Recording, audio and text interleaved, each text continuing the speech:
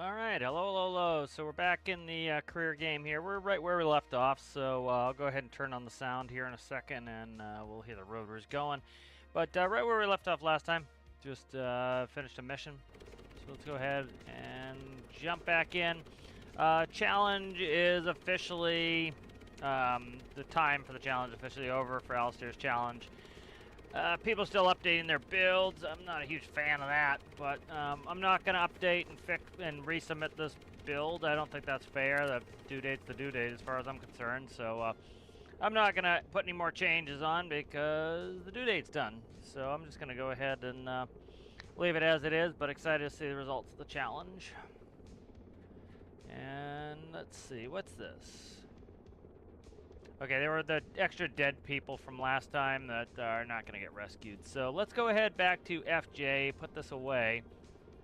And what we might do is, what's our money sit look like? Money's not bad, but let's go ahead and we'll sell some jet, we'll sell some jet fuel. And that should hopefully get us rocking and rolling on some money here, so.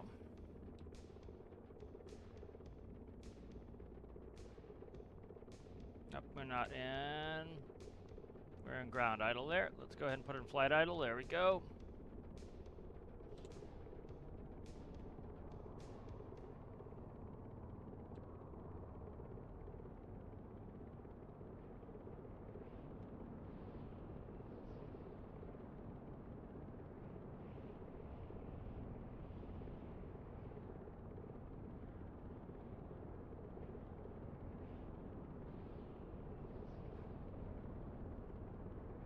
Be nice to get in some mining, so kind of got to get some money moving here before we can do anything. So going and getting a little bit of cash from selling some fuel will be helpful. So I worked on some underwing modules for this, and so one of the modules I'm going to work on is trying to think if we want to. What we'll probably do is truck it down to FJ, and then I have some underwing fuel tanks for this. And what we'll do is we'll put some storage tanks that can be used for transport and selling. So we'll do that.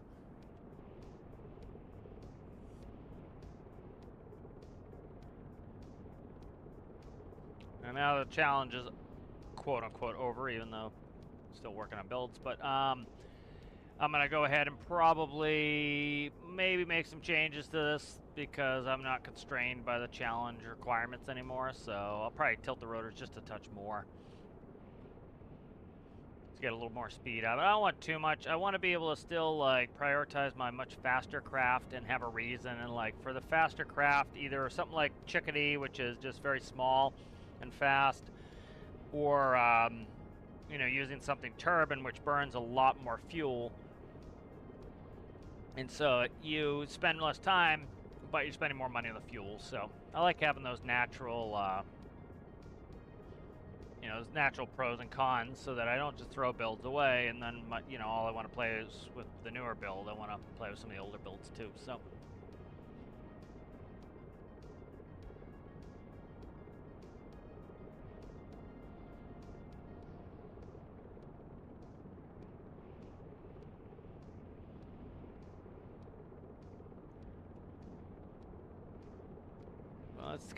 Let's look at some, you know, it's always good to have short-term, long-term, and medium-term goals to kind of keep yourself interested. So, like, the short-term, we're just moving around doing missions, making money. Money is always a good short-term goal. Like I just said, I'd like to get into some mining. Fishing would be good to get into some fishing. So those are some good things there. I would like to get out Tethys, my latest home ship, and I would like to re-engine it. It's currently steam. I don't want it to be steam. I want it to be diesel. And I would like it to also have 360-degree azipods. So that's something that I would like to work on for kind of a long-term goal. And so, you know, one of the biggest things required for a long-term goal is going to be cash. So cash is a big part of that. So we'll work on that.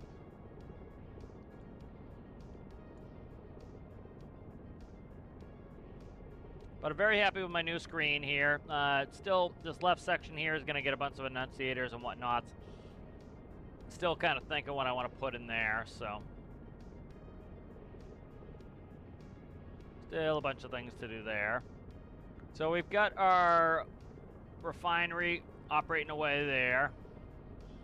Making some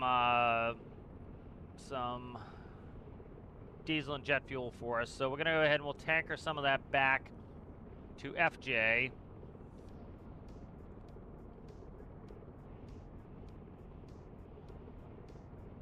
Trying to think of some good ways. One thing we could make that would be interesting is make an add-on to pipe the fuel from there to the rail and then load it on the train. That's another way we can move large quantities. So, got some good ideas.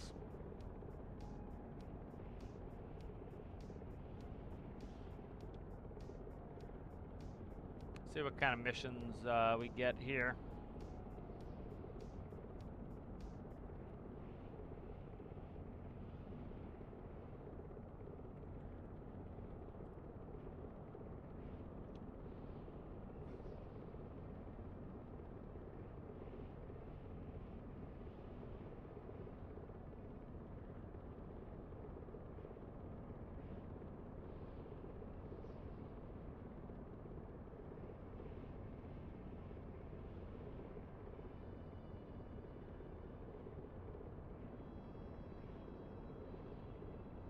Alright, I'm gonna go ahead and we'll kick off some modes. I'll just keep auto hover on. I'll go ahead and take it down. I got a cat under my arm trying to fly like that's always fun, but he doesn't make it easy to fly.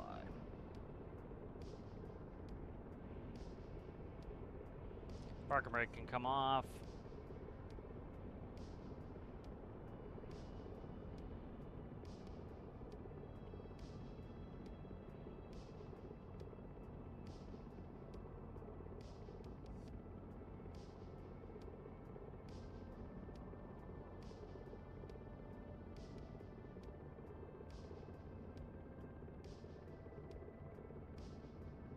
Keep improving this build as we use it in career. Again, I'm not going to upload it because I don't think it's really fair when you have a deadline and then people keep updating their stuff. That's, you know, I guess that's within the rules, that's fine. Just not my preference personally. And again, it's not my challenge, so I don't get to run the rules. But I'm not going to do it, so.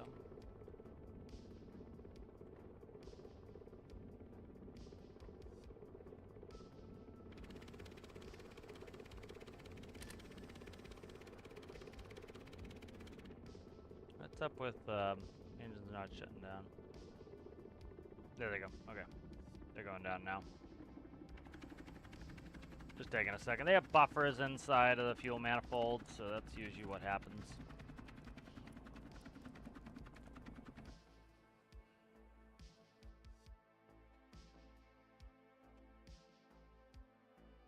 Okay, so let's go ahead and put this back in the bench. Alright, so let's go ahead and I want to look at the add-on editor. You're not going to be able to see anything until I go ahead and find where I'm looking for. You're just going to see a blue screen. I could do a display cap that would fix that. There you go. Trying to find where the oil drilling site is here on the Meyer Island. I'd like to see if I can run a pipeline all the way there.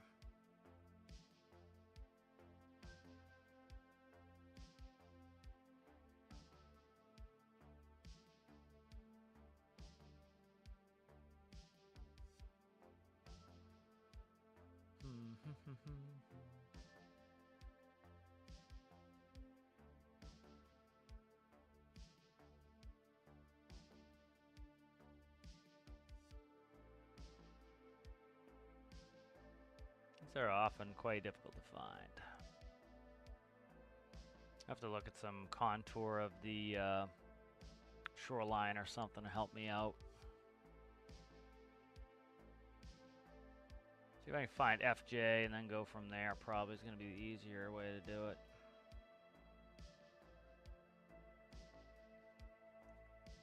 Probably somewhere around here. That's the junction that's near it. That's the junction right there. I think it's this.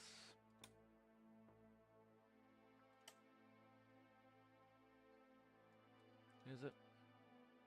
It's gotta be, if it's not this, it's gotta be close. Right there. Okay, so that is it, but it doesn't go all the way to the rail, so,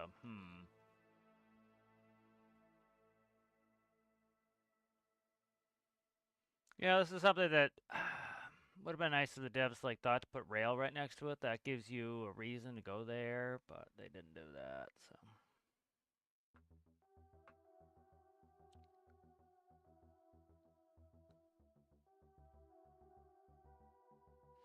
Let's not worry about it then. How's it going there, Jack? You absolutely can stop, though, Jack. Do what I did. I used to download the builds, like, literally as soon as I closed the submissions, I would download all the builds and I put them on my hard drive. And whatever version was on my hard drive, that was the version that was getting done. It's not a big deal. It's, you know, again, it's not my challenge. It's just, you know, it's my preference. And, you know, if, you know, I don't think it's the worst idea either. It's kind of, because then you don't have to extend it, you know. It's just kind of, you don't have to extend the challenge that way, like before, where, you know, people are like, oh, I don't have enough time. Now they kind of have a little bit of extra time. So not the worst thing in the world. It's just, you know, not my personal preference. But like what I used to do is I used to download all the builds and I put them on my hard drive, and so now they're on my hard drive, and whatever version was on my hard drive is the one that's going to get reviewed. You know, but it's again, it's not a big deal. It's just not my personal preference.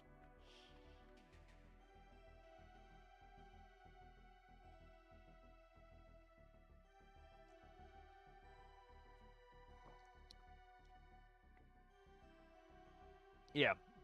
Because, like, literally, I would sit there, and then when the deadline would come, I would, you know, I would go on the workshop, and I would download all of them, and then I would rename them to the person's name, you know, so whatever they named it, dash the person's name, and then I would save a copy, so I had a copy of all the builds, and that locks in the build that was submitted. You know, and again, it's not a big deal. It was, you know, I kind of go overboard with trying to be fair to all the competitors, you know, just because, like, I didn't want it to turn into an argument fest when I was running challenges where, like, somebody's like, you know, I submitted this early because I had to go to work, and then I couldn't make any updates, and this person kept making updates 3 days after, you know, boo-hoo, it's not fair. So it's like, you know, it's, so you know, it's, again, not my personal preference, but, you know, I don't think it's a huge deal either. But that was personally why I did it that way, was it was like everyone had exactly the same amount of time from announcement to finish. They all got downloaded. If somebody made a small mistake or an error or paint block they missed, you know, is it a huge deal? No. Is it something that, you know, they could go back and fix? And it's like, because, you know, we had problems with some of my challenges where people would be like, you know, they started arguments with one another over it, and it was like, that just made the challenges less fun. So I was like, you know what, we'll stop this by just downloading it the day of, but it's not a big deal.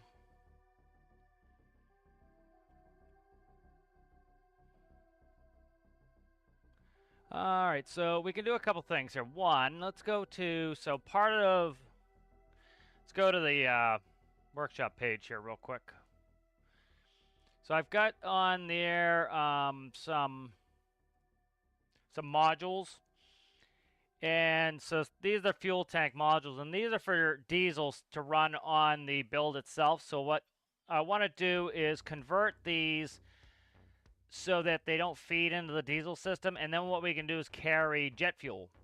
And that will allow us to go sell some jet fuel, which makes us more money. So let's go ahead and do that. Especially this being my new build, I kind of want to work on it, or I want to play with it. So this one here is the release version. I don't know how much I've changed on this from the one we just had in game. Let's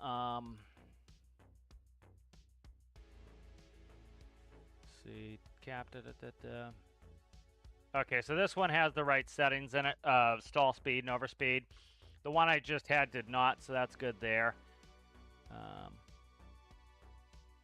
I gotta see what these are about. What is that BSI test? Oh, that's just me running a test, so that's fine. And then what we'll do is let's go ahead and load up.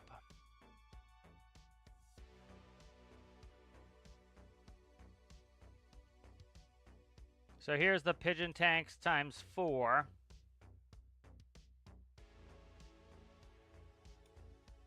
And I'm not going to re-upload these again, you know, as far as I'm concerned. When it's done, it's done. But what I'm going to do is I'm going to make some updates, and then later I'll go back and I'll make some changes once the challenge has been reviewed. But so one thing they often do with fuel, especially, is they'll color code it. So this is diesel. So let's do symmetry. So diesel is often yellow. So like if you look at diesel, jerry cans. I was going to say Johnny cans. Jerry cans. They're going to be yellow for diesel, and they're going to be red for gasoline. And usually blue for kerosene. And so that color codes it so people know what's in the can. So like, for example, if you have a couple gasoline-powered things, and then you have some diesel-powered things, you want different colored cans. So for example, let's say you had a landscaping company, and your pickup truck is diesel, but the lawnmowers are all gasoline. Well, the gasoline ones are the red tanks. The diesel ones are going to be yellow, and you know, if you had kerosene, they would be blue. So here are the diesel. I want to get the naming right.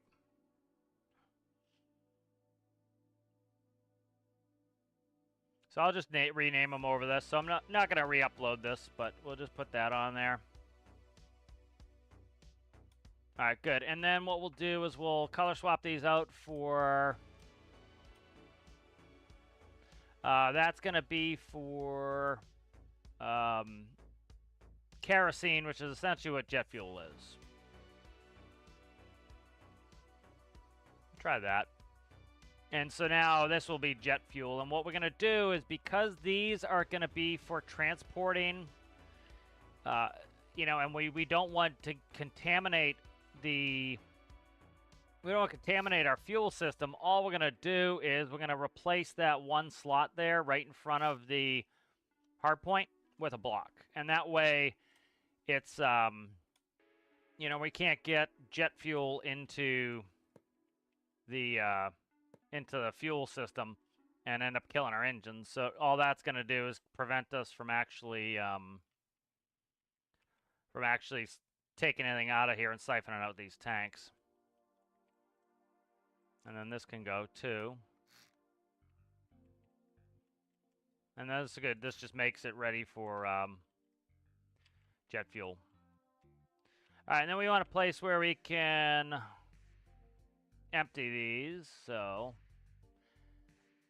I think I was thinking of doing the nose of them, but they're a little bit tall, so I might do, let's see. That is that a fluid meter? That's a liquid meter there. I put liquid meters in the event that I wanted to plumb it in and have a readout system. So let's see.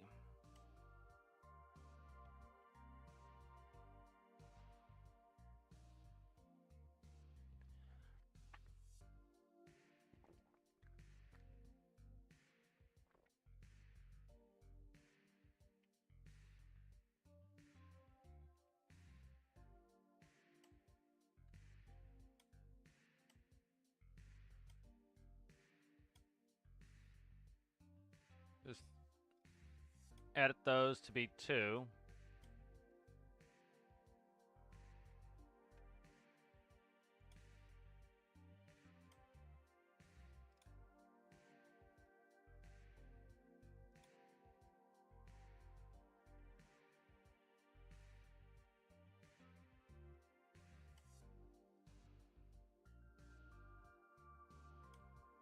All right, let's go merge these up. And so this will be a good way for us to be able to what do you call it? Transport some saleable liquids quickly. You know, certainly not the most realistic method of doing it because moving liquids via air is incredibly heavy, and it's not something you want to do. But again, there is the gamified element of it. It's gonna be a pain doing it there.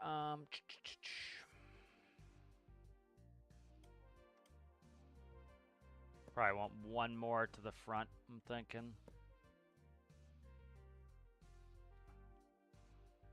Yeah, having these right next to each other is pain. So let's go ahead and...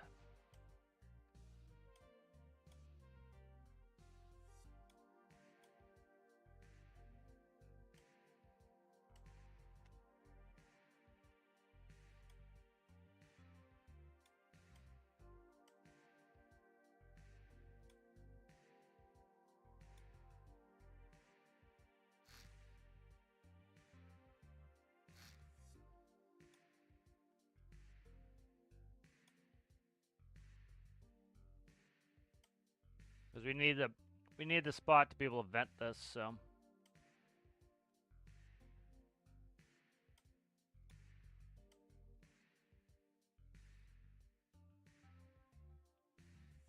Alright, good. Now we can plumb these up.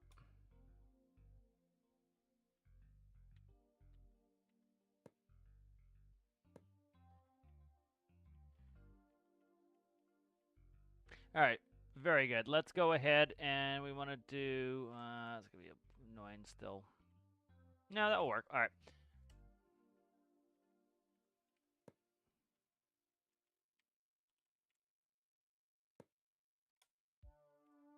I do a gas relief valve here. Again, all that gas relief valve is doing is essentially only lets gas out. It's kind of history of the game.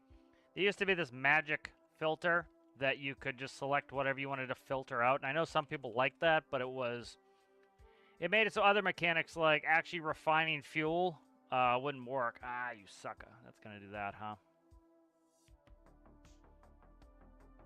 We don't need the liquid.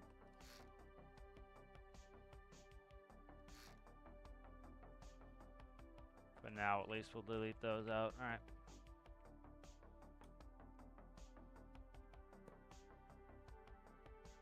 So that's all a gas relief valve is doing, is it only lets gases through, and a liquid relief valve only lets liquids through, and so it makes it so you can do things like ventilating really easily. And then it allowed different mechanics where, for example, like, you know, you can do the refining mechanics, so kind of a quick and dirty way for them to do that. That's pretty good there.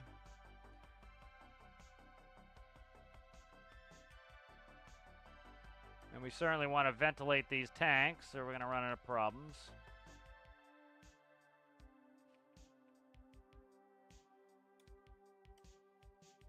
And again, I like wrong color. I like to color code for the type of fuel on my hose anchor, so you just know what you're getting. How's it going there, Jay? How are you? Very good, very good. So we're all set up here. We've got those, and then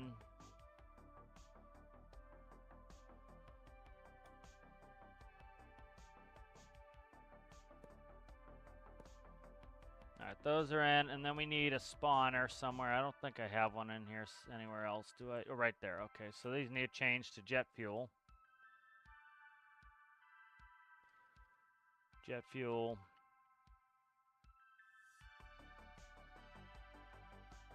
Jet. Jet. Jet. Jet. Okay, so those should be all set there. Let's just double check, make sure I didn't screw up paint. I did, so let's fix that.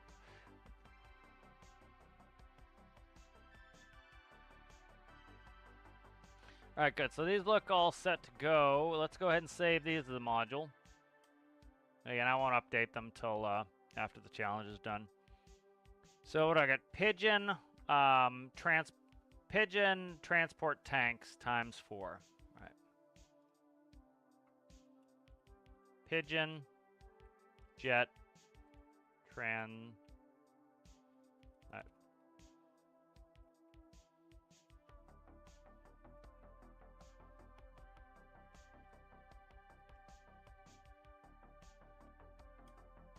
All right, there we go. Pigeon, jet, transport tanks times 4.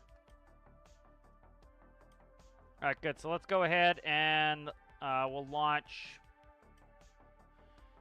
the Pigeon up, and we'll go grab some jet fuel for these with these, and then we'll go sell it, make some money. So I think those are something like, I can't remember, 6, 8, 100 liters each. So if you put these in the correct spot, when you grab them, they're in the right spot. So if you see now, they're exactly where they need to be. So it makes it really easy to put them on as a module, and you just paste them, and then bingo, they're there. And so now we're ready. We'll go out. We'll go over to the oil derrick, and we'll fill these up. Ooh, do I have a pump over there? I cannot remember. That was something that this needed added to it, and I completely keep forgetting. And then the problem is I put all the fuel there.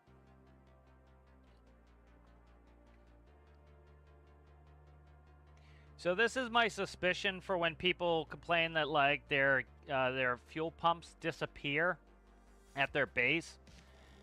Based on your computer, when you get in close to the item, for example, things like the other thing that disappears for some people are these, and I think it's only happened to me ever once where they disappeared. And what's happening is they're popping in the world, and then the game's saving them in position. And I think what's happening is they're not getting saved in position. Jet, diesel, okay. Yeah, so I didn't put pumps on this, which I need to add. So what we're going to do is let's shut down the drill. I do this every time. I keep meaning to add this, and then I don't. Because I'm going to need some way to pump this. So let's go just grab the truck for now. Yeah, let's grab the truck because I'm going to want to despawn this. So.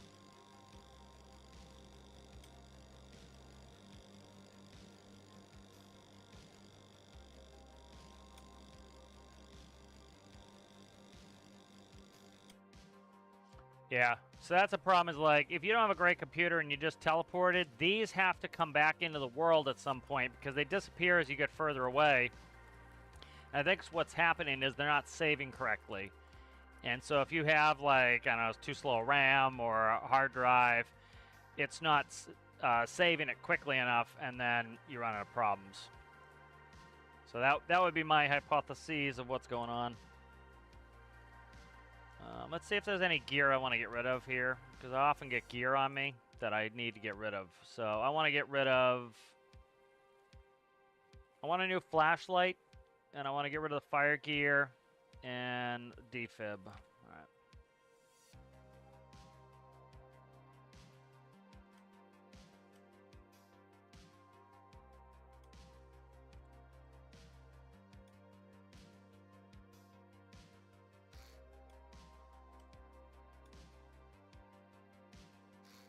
And let's go ahead and do a flashlight.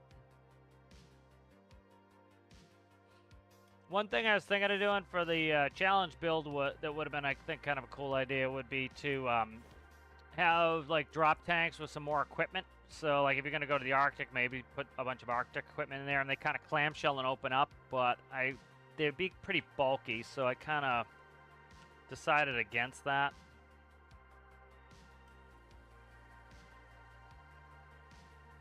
So see how the game's saving and I just went on the bench? That's probably not a great idea either. I would tend to say refrain from that. That's probably how you can easily get a corrupted save.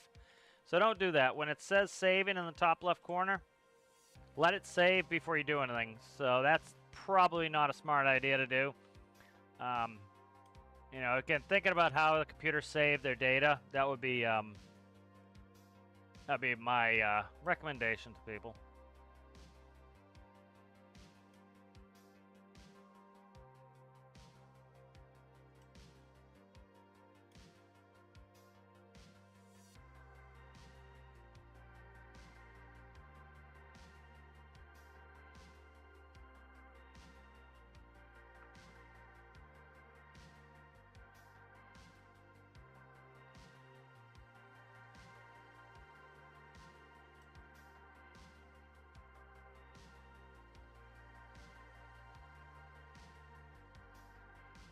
You know, that's why, like, for a lot of people, they have a really long time.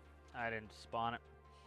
They have like a long time where it takes for the game to load in after 90%. You know, you'll often ask these people, like, are you using a ton of mods? And oftentimes the answer is yes. You also ask them the specification of the computer. Oftentimes their computer's not that strong. So it could very, you know, I think a lot of that is, and so you have people like me who rarely, if ever, have any of those problems or have very quick load times. And oftentimes it's going to come down to, like, what your PC look like. Because if you have a really strong PC, the likelihood is that you're not going to have a lot of these issues. If you don't, the likelihood is you could have some of these issues.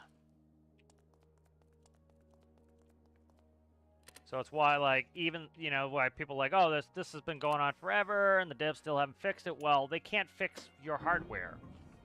You know, so if it's your hardware, it could still, both things could be true. It could be going on for a long time, and it's never going to get fixed, because until you get a new computer that can handle the game, you know, like, what are they going to do about that? Send you a new hard drive? Or RAM?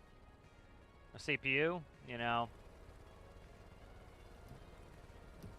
It was an interesting post on Reddit, somebody talking about gearing for their truck, and so they were doing a diesel-electric setup. Now, a lot of people, you know, you'll see people, you'll say, hey, it's more efficient to do direct drive. Well, I think they miss why a lot of people do diesel-electric. Diesel-electric is really easy for especially new players, because making an engine run properly is challenging until you learn how to do it. You know, cooling can be challenging until you learn how to do it. Transmissions can be challenging until you learn how to do it. But the electric motor is plus number go forward, minus number go backward. You know, real simple, right? Super cake simple. And so I think that's why a lot of people kind of default to that. And so, you know, like this person was talking about their dump truck, and they have big wheels on their dump truck, and I kind of went over the math with it. And so they have an electric motor, and they have the diesel powering, you know, generating electricity for the batteries, essentially. But it's run by electricity.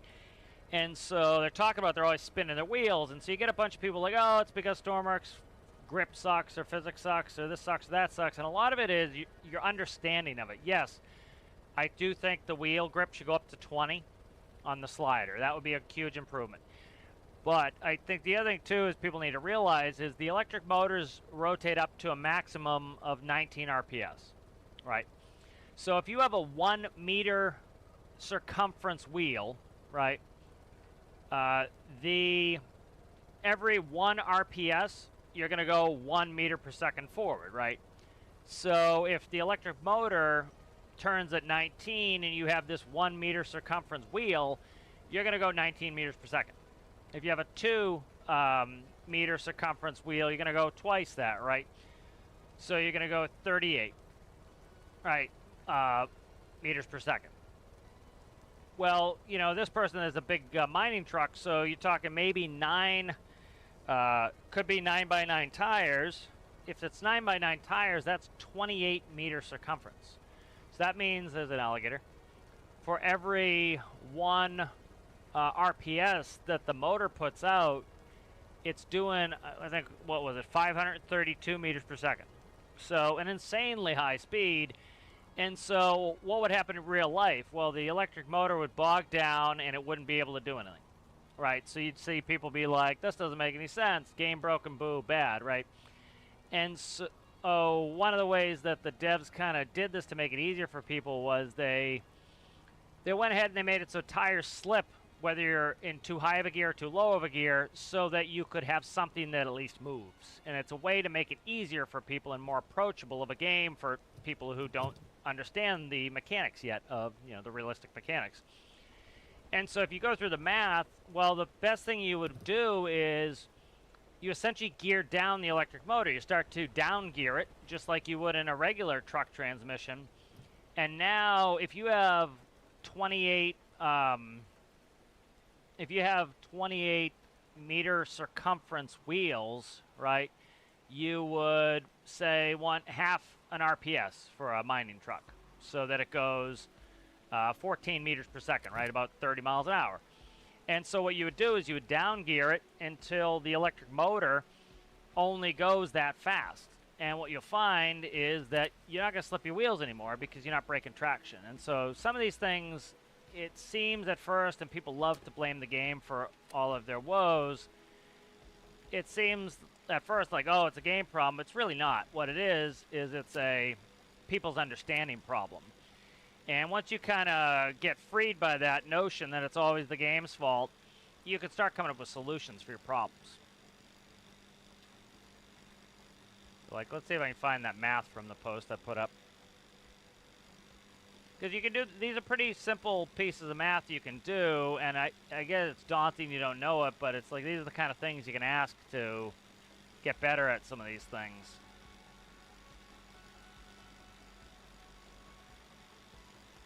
I'm trying to find the post. Yeah, so here, we gotta sit here for a minute. I gotta make sure this is pumping, so I figure we'll look at this real quick.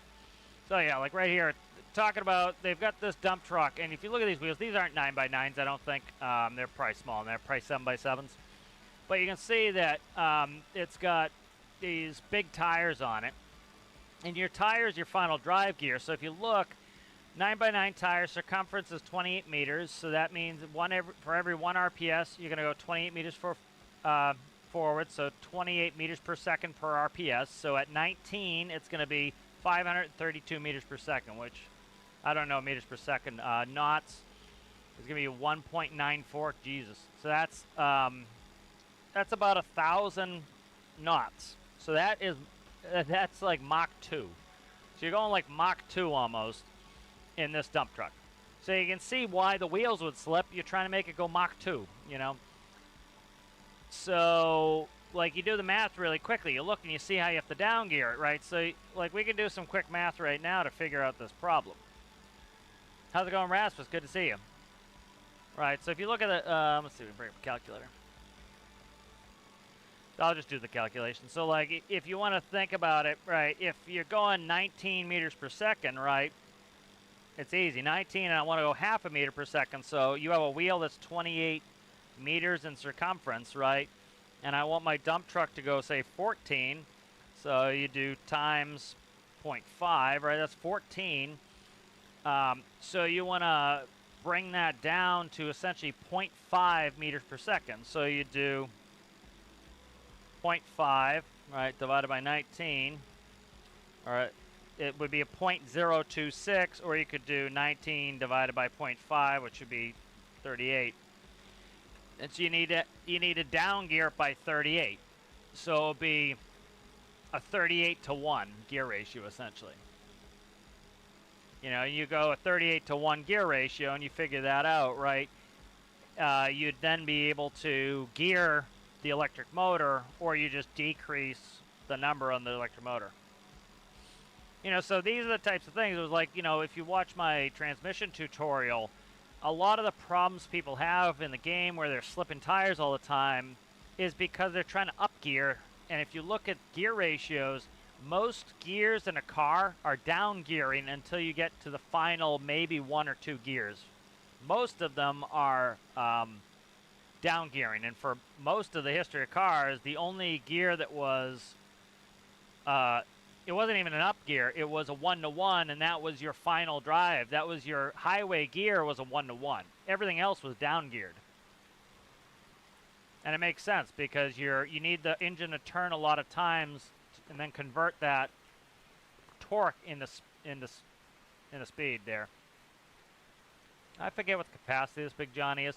So we need to make some, I do this every time. I spawn this sucker, and I forget to make the edits. So what we're going to do, I want to work on it. Let's see if I can go over there while this is pumping. So the other thing, too, is clipping around like this, not the best idea. Let's see if we can do it real quick. I'll show you what I mean. So let's go over there. And if we can get over there fast enough, you'll see that the fuel pumps are not spawned in yet. I brought this up a bunch of times, but this is where people, they end up losing their fuel pumps in game. Is the things in the world cull. Like there's no no trailers or anything. See, they're gone. So all the pumps are gone. Now when I press home, my character actually comes there. They spawn into existence. Okay. Now, if your computer is not very good and it's trying to take the data from the game and put it into your save, which would be, hey, the pumps need to come back in. I need to now reinstall the pumps. You can see where there's going to be a problem where they don't get reinstalled properly, they don't get saved. Like all that stuff disappeared until we got close. All that stuff disappeared. Now all that stuff has to come into the world, and it needs to then be attached to a coordinates point so the game can save it to your save file and say, hey, this is where everything belongs. So it's why, like, I rarely ever have any problems with that, and other people are always having problems with that. Quite possibly their computer. All right, so let's see what we got here. That's going. I don't know if I can fit this in here. We should be able to fit it in the other bench. All right, so here's the pumping rig. Okay, it fits. All right. I want to make sure nothing gets cut off. This might save it as a vehicle. I don't want to do this right here. Let's go ahead and... We're waiting for that to pump anyway. Let's do it here so it's a little bit safer what I'm trying to do here. Because when you spawn something in a workbench like this, it's going to be a vehicle. When you spawn it in a structure workbench like this, it's a structure. And that's the other thing. Like, people used to do this before they'd XML their workbenches. They would spawn them at one of the oil platforms. And they'd spawn this huge ship because it was a bigger base. But the problem was, it's now a structure, it's not a vehicle. And then they're like, hey, my boat won't move. And it's because, yeah, you didn't build a boat, you built a building. And so that's why your boat won't move. It's not a boat, it's a building, you know. All right, so what we want to do here is, in order to get this so we can empty this more quickly, is we want to have 3 ports. And we want to have pumps here, so I don't have to have a pump on my vehicle. And so what we'll do is we'll build a little pump house. I think we'll do it over here. Let's see what's underneath. And I think we'll do it so that we can go underneath and do that. This does have pumps, I think. I can't remember. Let me see. Yeah, it's got, okay, this one does have pumps on the base.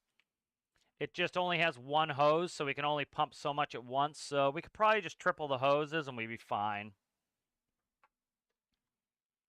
And then I want to go underneath as well, so we don't need to add too much infrastructure here. I don't think I could... Can I build under? I can, okay.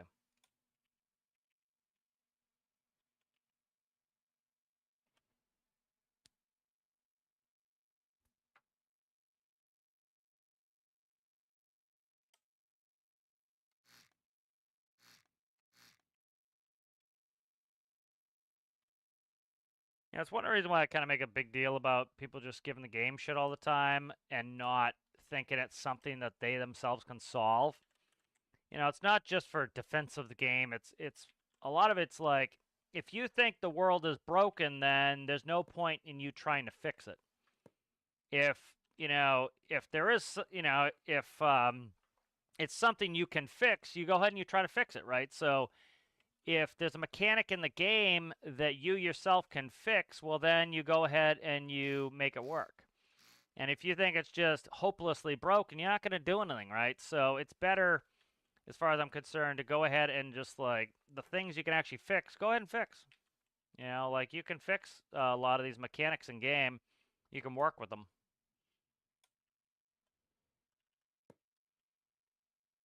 Yeah, it's like all the constant posts you see people make about, you know, ships won't sink. Ships will sink. You just got to learn how to do it, you know. And if you think they'll never sink, well, you're not going to even bother trying, you know. I think what we'll do here is this.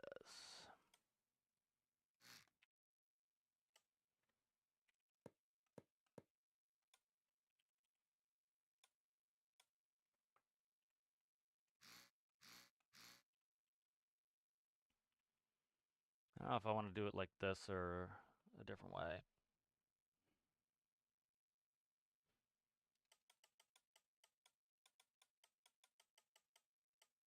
I think what we'll do is we'll do a line here and a line there.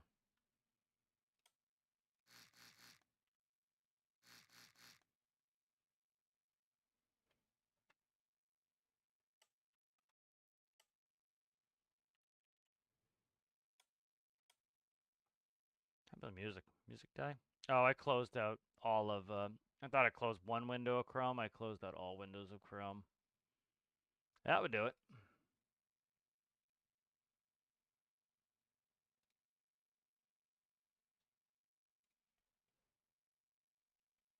Yeah, the old Mach 2 dump truck.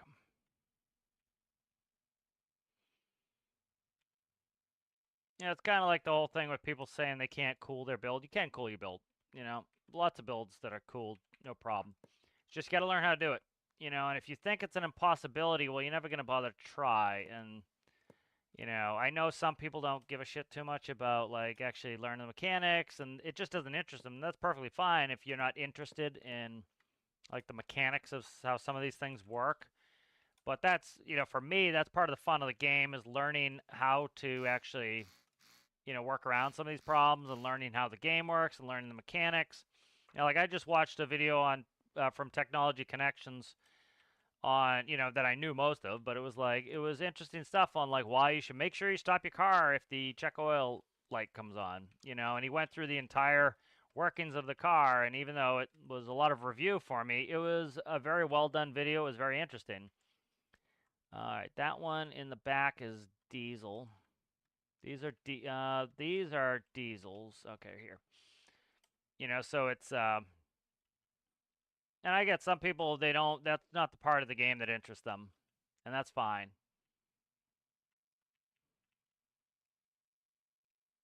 All right, good. So there we go. We've got a bunch of. So these are going to be down below here, and it's going to make it easier for me to pump out. And then we have the one pump, which should be fine.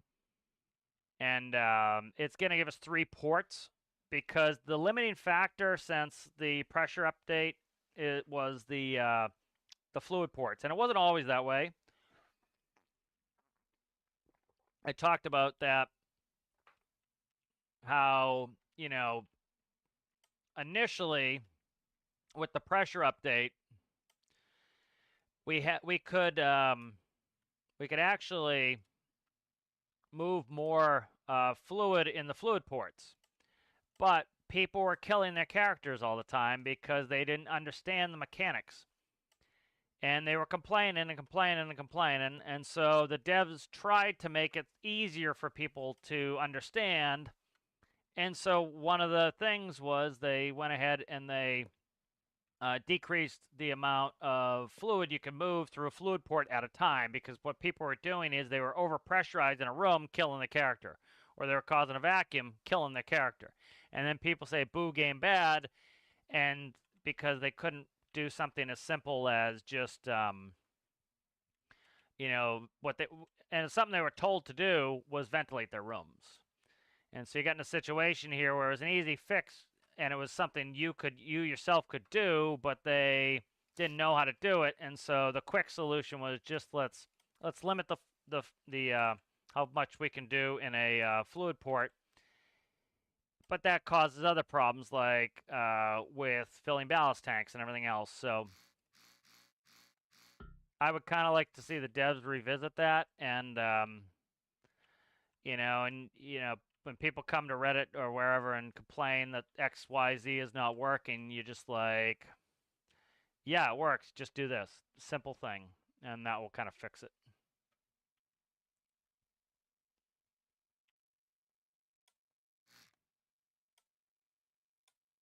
But it really is a pretty simple thing.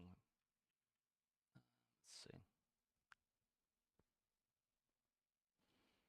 I think I'll just run up and do the pump up there. I don't give a shit. All right, so that's going to add extra, make it a little bit easier for us to do here.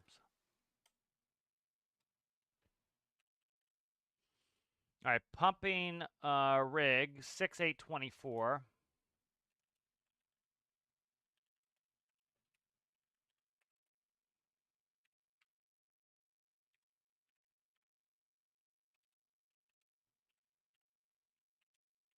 All right, that's good. So the new pumping rig here, I've been wanting to add that for a long time.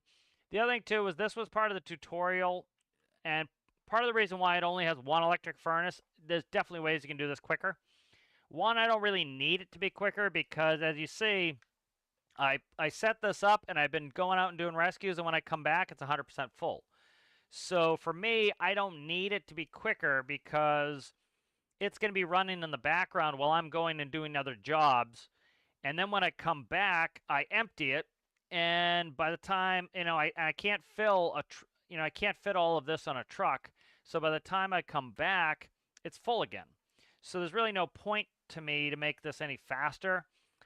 But, you could of course add more furnaces. There are more complicated ways to do it, but I also don't want a money printing machine because that type of gameplay doesn't really interest me. It's what's the point if I could just turn on infinite electricity? I want it to take some time and okay, I just made huge hundreds of thousands of dollars. Let's go ahead and come back later. All right, so that's done. Wait for that saving game to finish. Let's go ahead and we will teleport back. We'll see where we're at.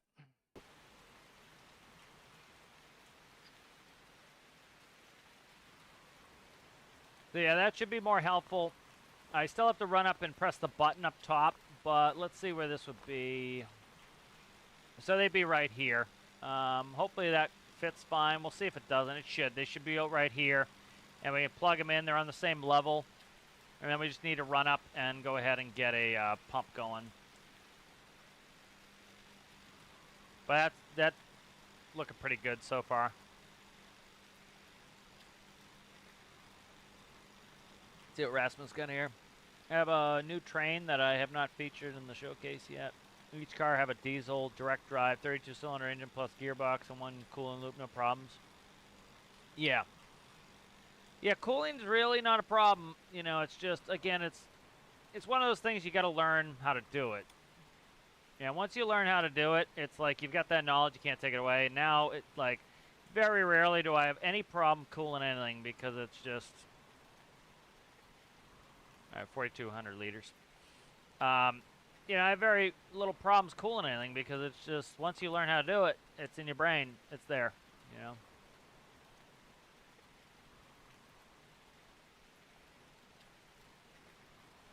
All right, good. So let's go ahead. We can leave this here. What I should do is put an electrical port on here that I can plug in to charge. That's something else we could do. But we'll let this fill. I think I have enough jet fuel in this base. Yeah, I got 4,500 liters in that base. So we should be able to fill those up and go ahead and go sell some with the pigeon.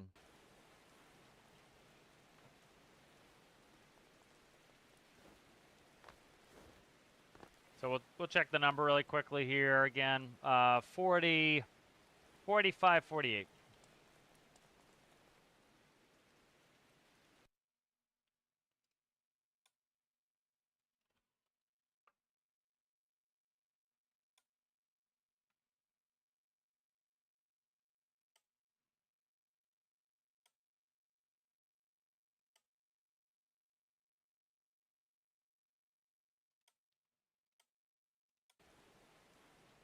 All right, those should be full of jet fuel. So we'll go ahead and we'll sell this off.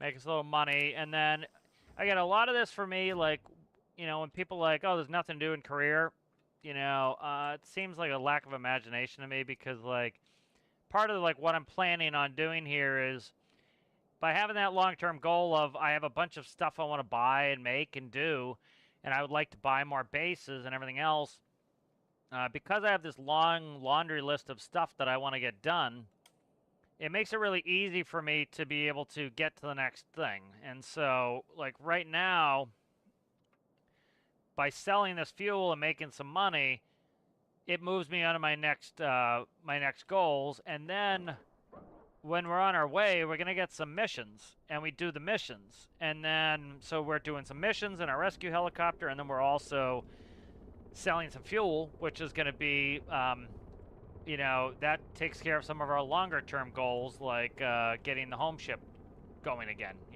So these are all things that, when you say there's nothing to do, I definitely think it's a lack of imagination. There's lots to do.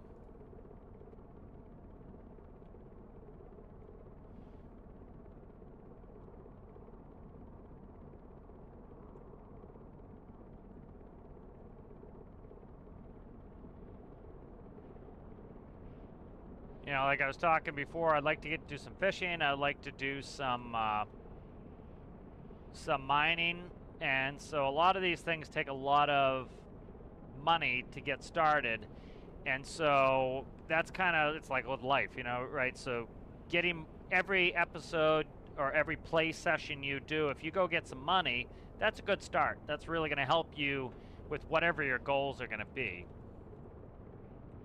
And then, you know, once you're like, if you're bored of doing rescue missions, go do something else for a little bit.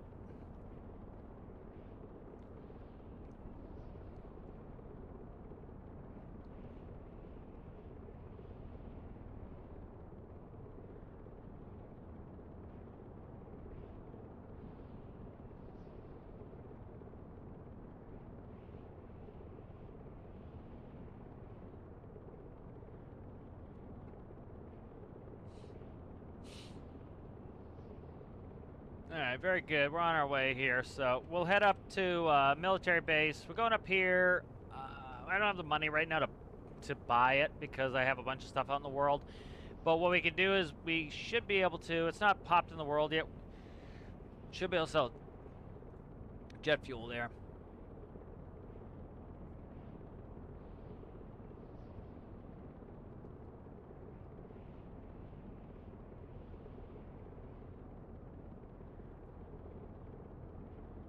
What island is this? Oh, I know which one this is. Just you can sell diesel there. Those are buys.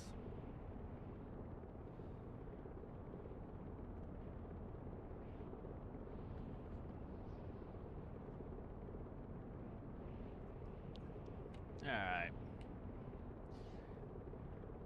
Well, we're kind of on our way here. Let's go ahead and look at a lot of great builds for Alistair's challenge, which was a lot of fun. Look forward to the next one. Let's look at all the submissions. So some really great builds here by everybody. So it's going to be an exciting challenge. Go check out Alistair. Put up a new website, which I think is cool. You can vote in your builds. I'm not going to vote on any of the builds. Just, I don't know. I don't like showing favoritism. So I'm not gonna vote on any of them. But here, let's go ahead and take a look. There's Bun's Diesel Punks. Our helicopter's cool. Lego's got a bell. 212. Lord Bison. That's cool. I like that one. There's mine. No picture from Nightmares. Fire Dudes. We'll see those in the video too. But it's funny, all the amphibious ones are kind of grouped together. Very cool, very cool. So a lot of good there. So if you want to and haven't voted, you can go to the website and go vote on your fave.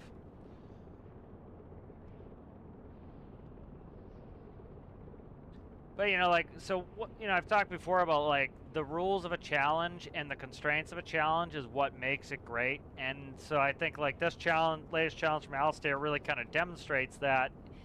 The great thing, too, is getting you out of your comfort zone. So for me, Lua was very much out of my comfort zone. And one of the best rules I ever put on my challenges, and Alistair put it on this challenge, was you can't use anything from the workshop. It all has to be 100% made by you. And I think that's a great rule because, like, I was using Basiliscus's screens for a lot of my aircraft. And it was out of my comfort zone to do my own Lua. And then I got it in my comfort zone to do my own Lua and had a lot of fun building this. And now it's done. It's mine. And I can use it in every build that I want to use it in. And so that's, you know, that's really great because now I have that skill and I have that tool in my toolbox. And it's because the challenge pushed me outside of my comfort zone where normally, you know, I might have not gone and done that. So, you know, and then you kind of get a little bit addicted to it. It's like, now I'm like, oh, I want to redo the bearing panel. And, oh, I want to do this and this and this and this and this now that I kind of get that skill set. So what used to be intimidating now is exciting, you know?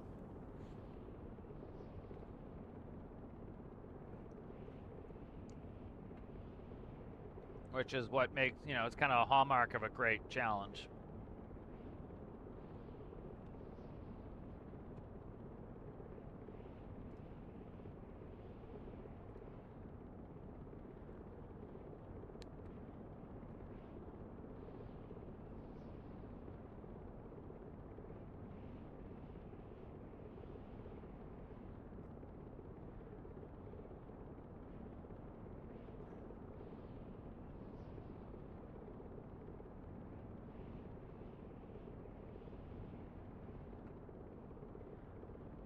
Just looking at some of the updates from Tower Simulator.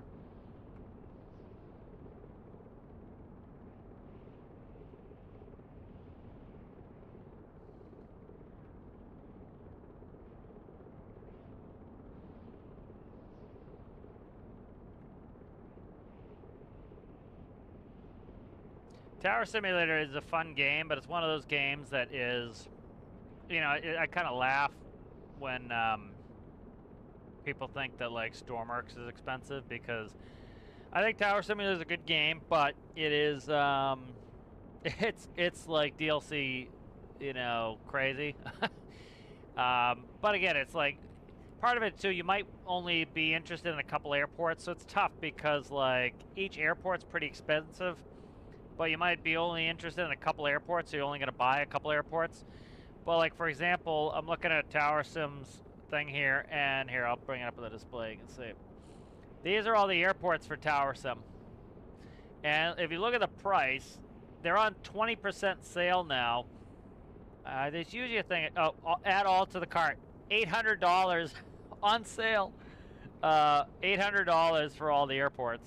So it's like, when people think that, oh my God, Stormworks put out a 3 DLCs in all these years, it's a cash grab. I laugh, you know, because you know you can't just take it in a vacuum. You got to compare it to other things, and it's like compared to something like this, it's pretty damn cheap. And compared to anything else in the world, you know, the whole Stormworks thing being like $50 is pretty damn cheap. Pittsburgh, I was there this week. Boston, there this week. Nashville, was I in Nashville this week? This week or last week? Let's see. I haven't been to San Francisco in like 20 years. Atlanta, a couple weeks. St. Louis, I was there this week. MCO, I haven't been to in like 20 years. IH, I've only been a couple times, and that's been like at least 20 years.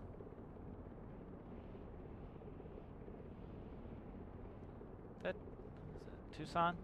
Richmond, I haven't been to Richmond in a few months. Providence, I haven't been to in about a year. Unfortunately, I'm always in Toronto. Toronto's not that bad. The problem with Toronto is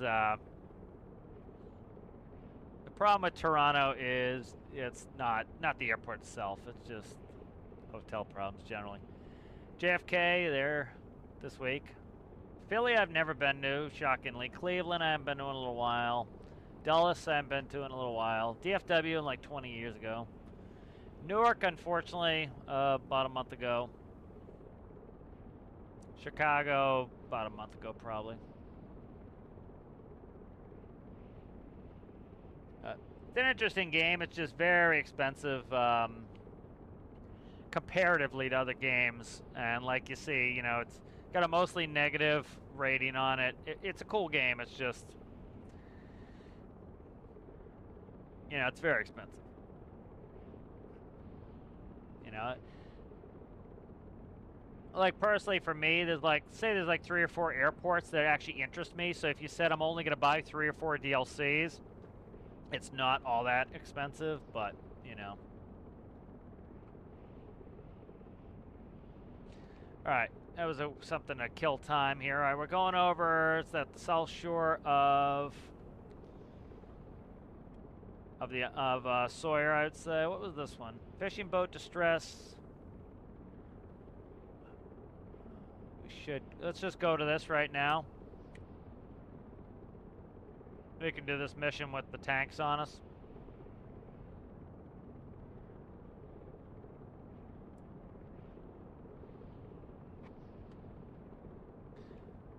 I'm gonna kill some fog here. The fog just gets kind of oppressive in game, and then it's like, especially you guys can't see anything, so kind of washed out and makes it all Haze City. I think it's about 1,200 feet. You pretty much clear all the mountains, so you try to get it somewhere there. I knew we were going to go to the west side of Sawyer, so I just did 1,000, but I think around 1,200 usually keeps you clear of everything.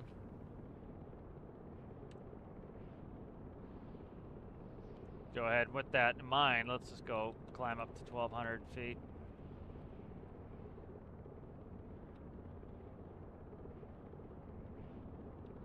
Very good, very good.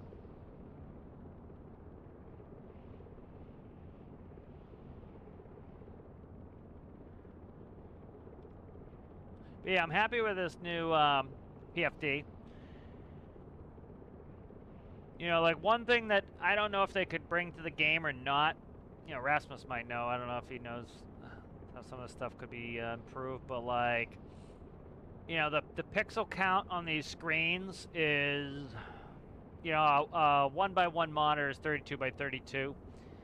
So I don't know if they could double that to have a 1 by 1 be 64, 64, and then increase the resolution of all the monitors, because that means we could shrink everything. You know, go essentially 50% the size. Because like in my plane, this takes up, I don't know, what is it, 8 by 4 screen? No, it's got to be a little bit bigger than that. 12 by 8 maybe, something like that screen. But it's not a huge deal. It's like, it's a limitation, like how big the text is. You could do things like do cameras of these. Like I could make this size, and it's a, what is it, a 2 by 3. That's the problem, it's a 2 by 3.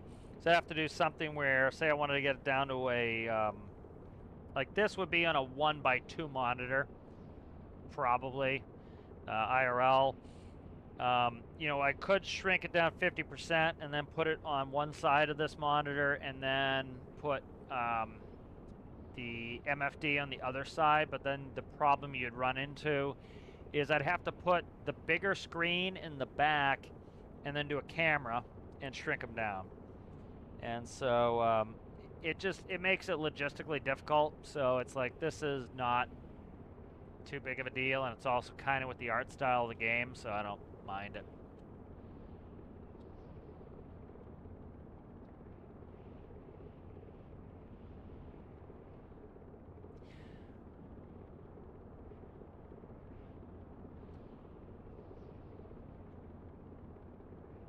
Oh, that makes sense. Rasmus says like the execution was too slow to make it work. Yeah, but again, I don't think it's a huge deal either. It's like, it's kind of got that cartoony vibe, which is like what's kind of the game's art aesthetic. You know, as long as it matches the art aesthetic, it's like, it's not a big deal. You know. You know, and I think anything you can do to make things a little bit more compact opens things up for people. But then again, you know, you have to have, the game has to process more stuff. You know, and then some of the same people complain about lag, you know, consistently. So it's like, you need to, you know, some of these things aren't mutually exclusive. You can't lower lag and make it so that somebody with Potato PC can run the game at the same time, adding more processes that require a lot of resource use, you know? You kind of have to pick and choose, and I get people wanting everything, but it's kind of, can't get everything. There it is, okay.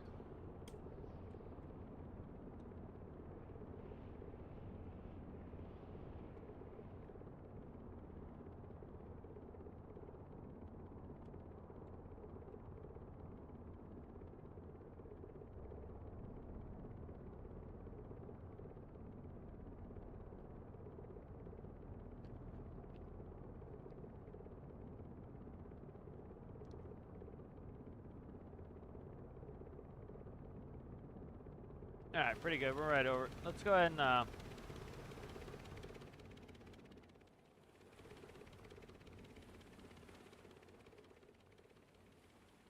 there we go. Never know when we need some thumbnails, so. There's always need thumbnails. A couple things I want to change. Oh, I had those up the whole time. I want to change these button positions.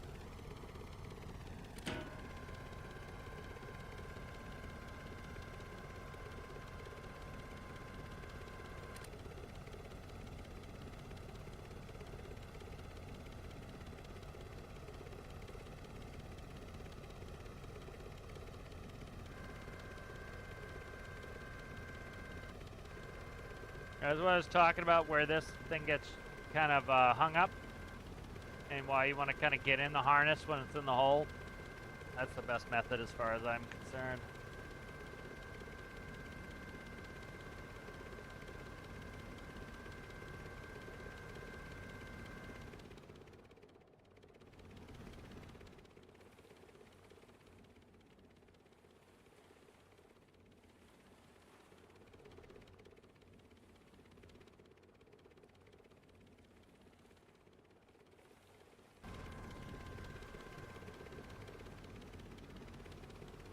Yeah, this is the thing that's good with station keeping is like I can just drop literally right down on, stay dry the whole time.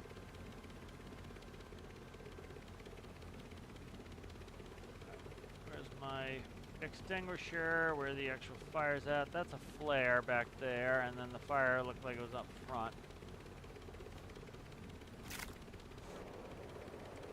Alright, that's done. We got a incapacitado there. Start bringing up the people that can be brought up.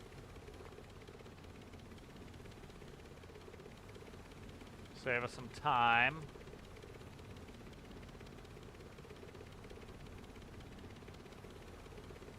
She's set to go. I hate the it's a good looking ship, and then you put the door through like that and you just see it shimmering. It's like, I don't get the appeal of that. You know, it looks great, and then you do that, it's like, ugh, it kind of ruins it for me.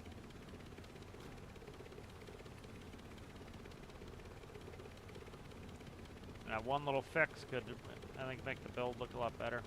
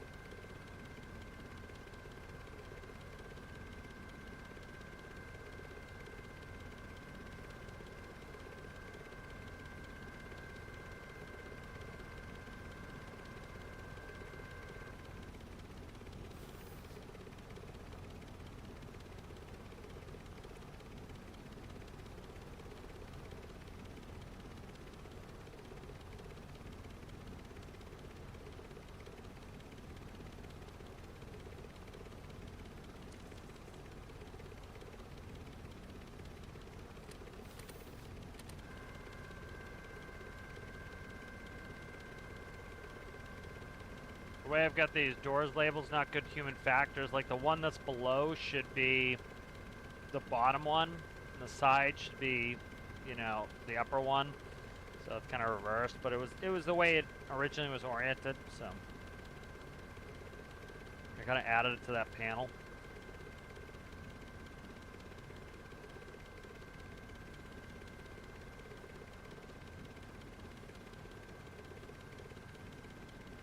Still don't have an invite for any makers. I don't know if I verified. I don't know if I have to do anything else though. I don't think I do.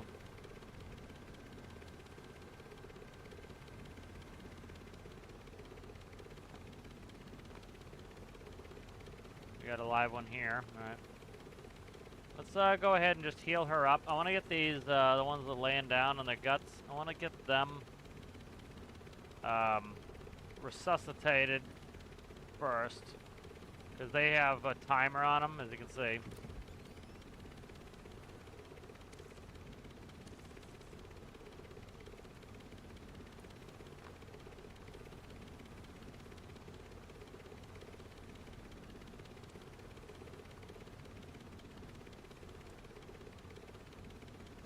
Where's the other guy?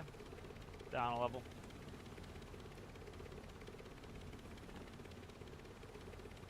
Where's the other guy?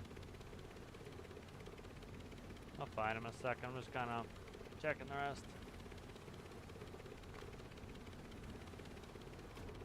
Yeah, there's definitely that guy. There were two. I don't remember where the hell he was. I haven't looked back.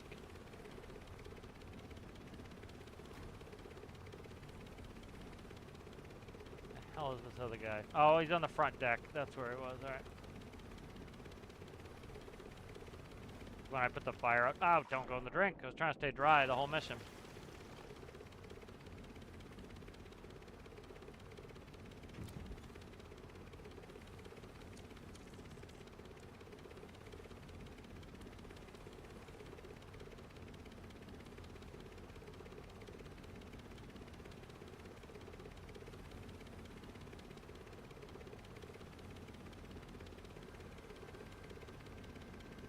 I think that helicopter could use some pid tuning for the rotors.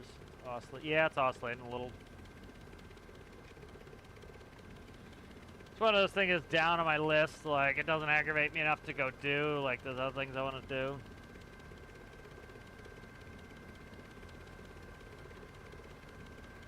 Might start trying to do luapids, because you can put in have them do their own corrections, but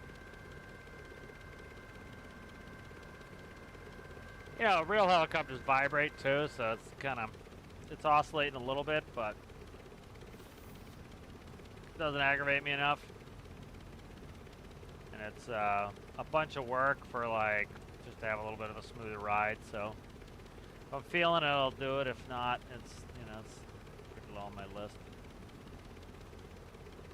All right, and then what do we have? 1, 2, 3, 4. I think it was 5 total. And yeah, so just her on the deck. She was the last one.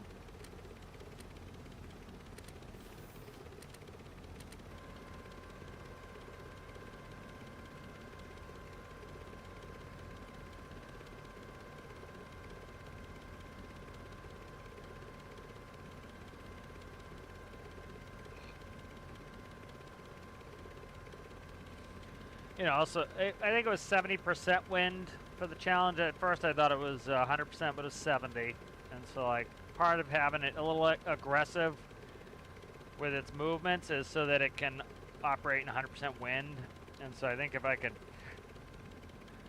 you know, I could do some more pid tuning, or like if I could do some Lua pids, that way I think it'll behave better. Smooth. The other thing too is, like, you know, people's assumption that like IRL these things are perfect. Like, we literally, you know, we call the autopilot George, and so George cannot join a localizer to save his life, especially if it's windy. And so you know, and he'll go through the course and he'll go back, and he'll go through the course and he'll go back. And it's a classic PID problem, is PID's not tuned correctly, because that's how the autopilot works. It works off a PID, right? And so it's funny, like, people are like, oh, you know, the PID, you know, IRL would be more, it would be better than this. And it's like, you go fly a many $1-million jet, and it's like, no, it's not. You know, a little bit of a crosswind, and Georgie has struggles to join. That's why, like, usually I kick the autopilot off and do it myself, because I can fly better than the autopilot. Thanks for the offer of help, Rasmus. Appreciate it.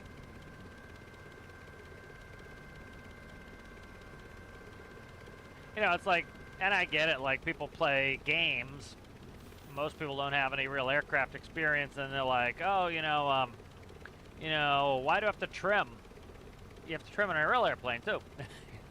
You know, they don't realize that, and it's like, you're trimming a real airplane. Like, you know, I don't fly with the trim, but like a lot of the time, you know, I am doing most of my pitch with the trim.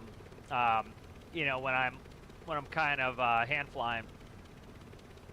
You know, I do some movement with it, you know, especially the big movements with it, but most of it I'm using the trim switches to do most of my fine tuning.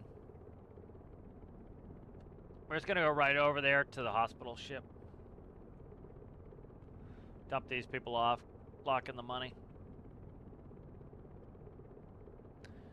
That's one improvement I think they could do is, for example, I think if they put on in the settings where you could shut off hospital ships, and especially the refueling plane. I have no need for the refueling plane.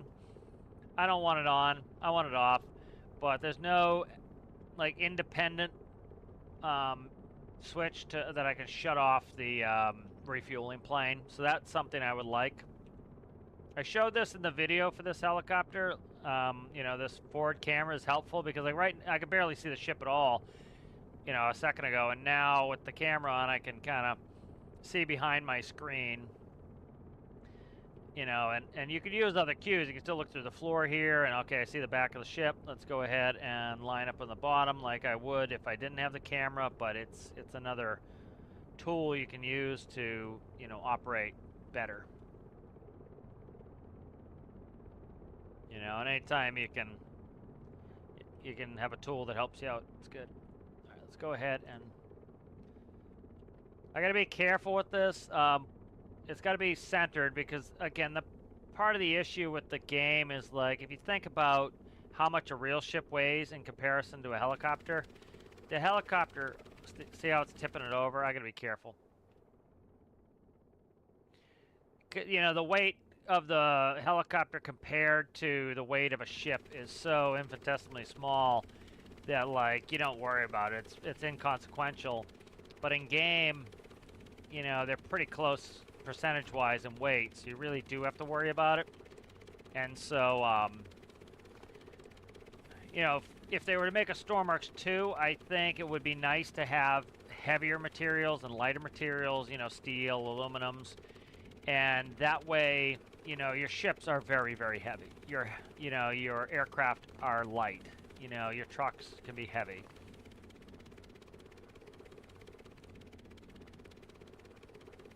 You know, because that would be like, you know, the ship's weighing millions of pounds probably, and this ship probably doesn't weigh millions of pounds, but it could weigh. Yeah, it probably does actually weigh something this big, maybe a million. Probably more than that, a couple million pounds, maybe. And the helicopter probably, something like this, let's say it weighs 20,000 pounds, you know. So that would, that makes it where it's just so infinitesimally small compared to the ship. And that's like, you know, the goofy shit you see people doing where they take their helicopter and they go pick up a ship and they're like, hurt her. It's like, yeah, because we're using the same blocks. The ship's not made out of anything. You know, it's just made out of the same material, the styrofoam blocks we get in game.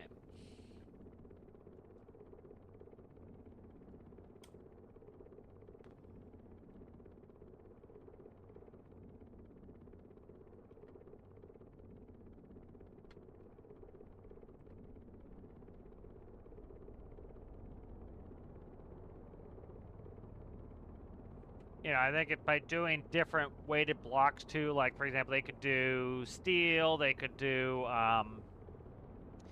you know, so they could even go further than this. For example, they could do hollow steel, they could do hollow aluminum, 1x1 cubes, and then they could do solid steel, solid aluminum. They could also do styrofoam, hollow styrofoam, solid styrofoam, and make different strengths. So of course, you know, solid styrofoam is going to be stronger than hollow styrofoam. You know, solid steel is going to be heavier than hollow steel. And the benefits of this being that, for example, down low in your ship, you're going to probably want to build with solid steel, especially where it's going to hit, where it might ground out and hit the ground. The superstructure you could build out of aluminum, and now you could have proper, realistic-looking superstructure that's very, very light. And it's like when people see cruise ships and they see like how tall they are and how very little is in the water, they're like, how does that possibly not tip over? And it's because the fuel, the engines, tons and tons and tons of heavy, heavy, heavy, heavy stuff, especially the fuel and the ballast water, is down low. And the upper superstructure, they can make out of some lighter materials. Yeah, it has steel cladding on the outsides, but it can have lighter materials on the insides. And the stuff down below is super reinforced because it has the weight of all the stuff above it as well on top of it. So, you know, it's just proportionally the center of gravity is low, and just like a pendulum, it might look big, but it's like if you put a cinder block and you had a huge styrofoam block above the cinder block, well, the cinder block still way outweighs the styrofoam. You know, the cinder block's still going to want to go down, so if you put that in the water, this big styrofoam block would float, and it would never tip over because that cinder block underneath is going to always want to be at the bottom. What is this dock here? What is this? Oh, this is with the new trucks. I don't recognize this dock. I haven't been there yet. See, that was another one. I still haven't like even found all the good stuff with their trucking stuff they did with cargo, which I was kind of anti at first just because I thought they had put in that other system, and they didn't. So I'm kind of happy with that. And I've been enjoying moving those trailers around.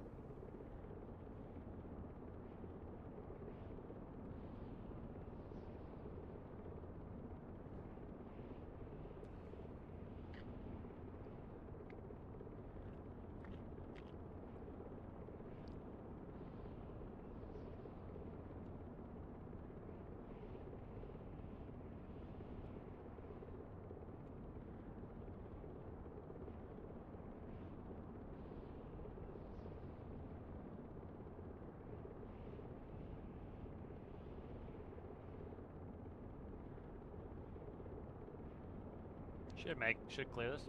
Famous last words. Trying to think what I have in here for capacity. So what do we have? 45. I can figure this out pretty quickly doing this. 45. Those better be full of jet fuel. I don't see that the jet fuel went down. I spawned these with jet fuel in them. These tip tanks. I really hope they have jet fuel in them, but we'll see when we get there. I didn't say the number will go down because it was showing 4,500 liters. Maybe I had this spawned already, and because I think you usually start around 5,000 liters. So I could have 500 liters. Sounds way too low. We'll see if I have jet fuel in these tanks. I should put liquid meters back in so I can read them and check them.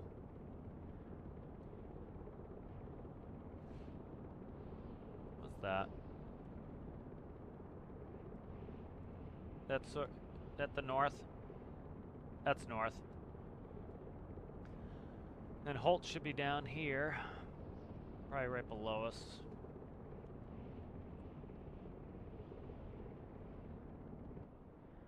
Yeah, Holt's right there.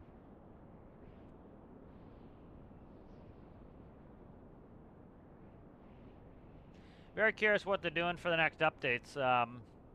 Had some really good updates for the game lately.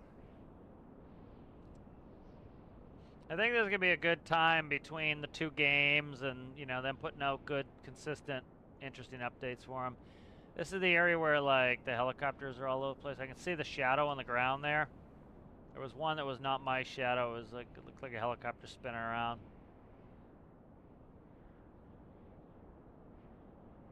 This could use some, I don't know, I kind of think almost like I'd like to hip this out, but I also kind of like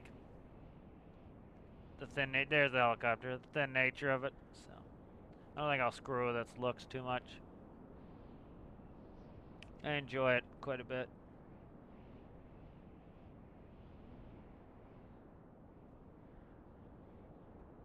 Hello, Echo, how are you? Oh, thank you, Echo. Yeah, I liked your post earlier there on the discussions. Yeah, I like playing career. You know, it's very much like, you know, I talked earlier about like come up with your own. You want to come up with your own goals, and when you do that, career becomes really fun because like you're starting out, you need to make some sort of simple boat to go do the rescue missions if you choose to, you know, go to a boat spawn. But, you know, like this was, I started doing coal right away for this. And so by having the goal of like, first goal is going to be just get enough cash you can actually do anything. Like literally 4 or 5 missions, you've got the cash. And then go ahead and like start getting into like, I started at Dremore this time, which was the first time I've, what did I start? Started Spy Cakes. So I started doing coal, which coal doesn't make much money. It's not a good starter.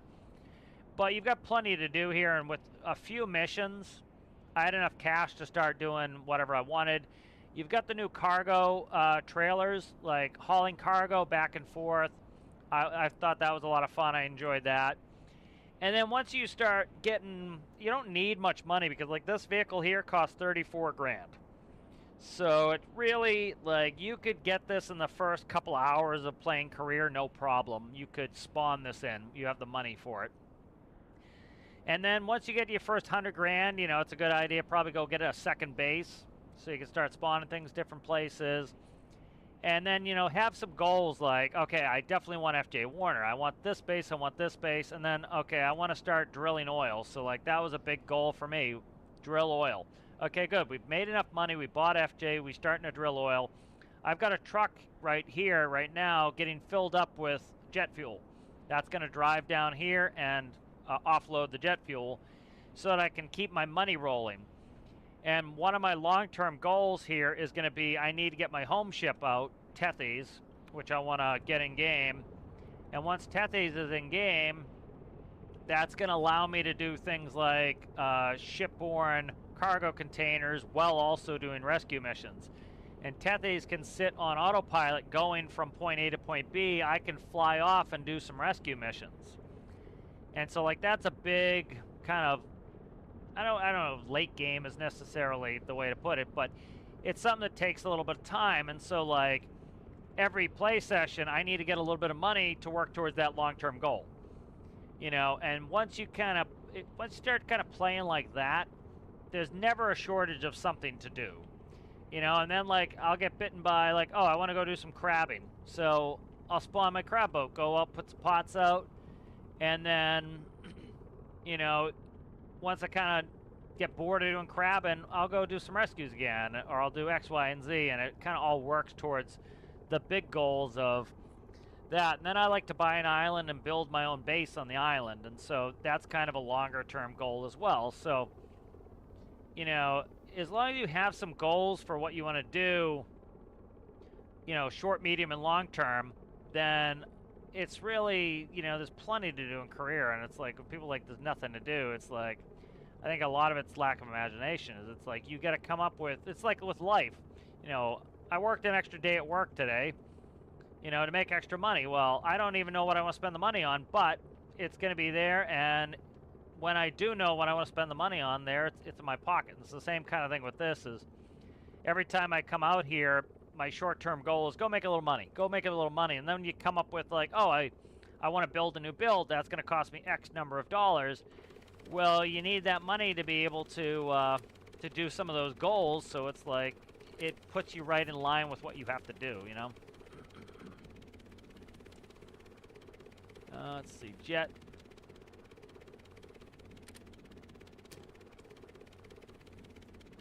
Is that the seller for it? I think that's the seller for it. I could store it here, but that's the seller for it. Let's go ahead and move up. I forgot that's the sale point.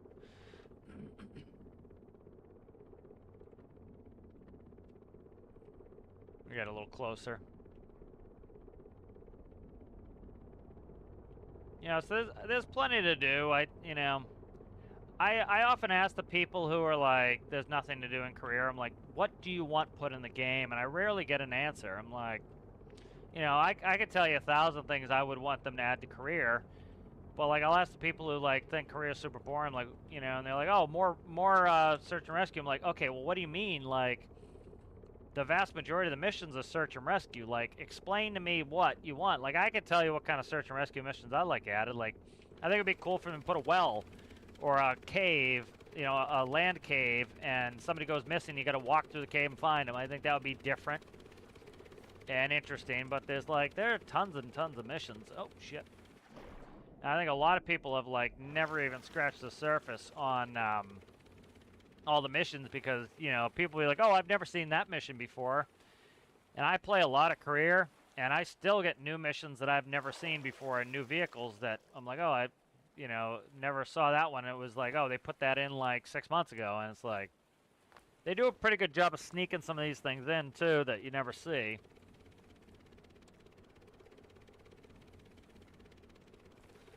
Oh, I try not to fall off again.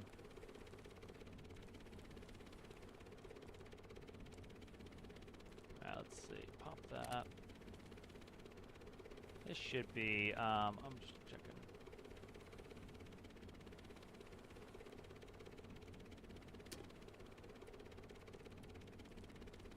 Let's look at our money real quick. 92,470. Yeah, they're full. I just don't know why the base wasn't reading. You know, and money is incredibly easy to come by in the game. You know, like, I try not to do like ridiculously OP money printing stuff, but like we just made, you know, for like almost no input cost, we just made a ton of jet fuel. And, you know, like we'll get out of here with a good bit of cash. We just did a mission for 13 grand.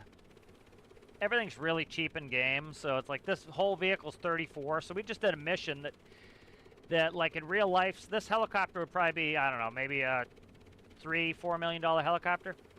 So let's say it was a $4 million helicopter, and you just did a mission that was worth half of what the helicopter is worth. That's like the mission was worth $2 million to go rescue 4 people. So, all right, let's read some chat. Yeah, I definitely think it's well worth the money. I'm doing well, doing well.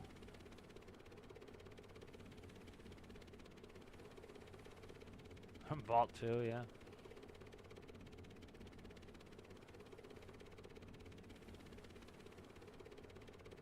Hello, hello, Tank. How are you? I was thinking Titanic.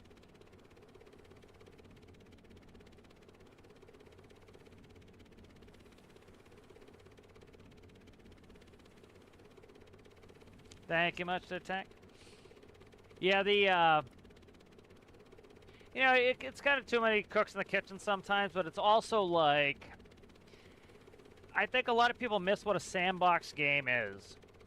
You know, you go in the sandbox and you bring something small and you let your imagination, like, do the rest for you. Like, we used to literally sit in sandboxes as kids with Tonka toys and G.I. Joes, and we'd come up with these elaborate scenarios and play.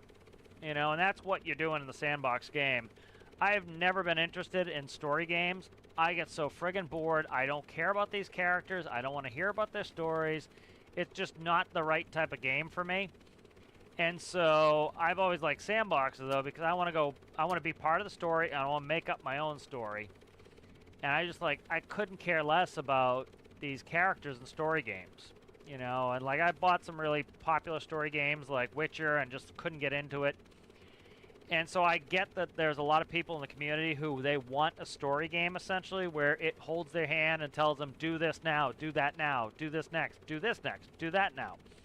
And that's fine, but that's not what a sandbox game is. A sandbox game is kind of like, here's a world, go be creative. And that's personally what I prefer. And they've added a lot. Like, literally, on our way over here, we just ran into, where was it? Right here. I've never seen the Packard sawmill before. That was the first time I ever saw it, and it's been in the game for a while now. Never seen it. And it would be interesting. I think there's still a lot of expansion where they could do things like put in forestry and put in farming. And, people ask for more POIs on the map, and they did it. They're not going to put in cities. I know some people want cities, but it's like, what's the point of that? Like, you can't have people both complain about lag and then wanting cities. They're just not congruous together. Sounds good, Tank.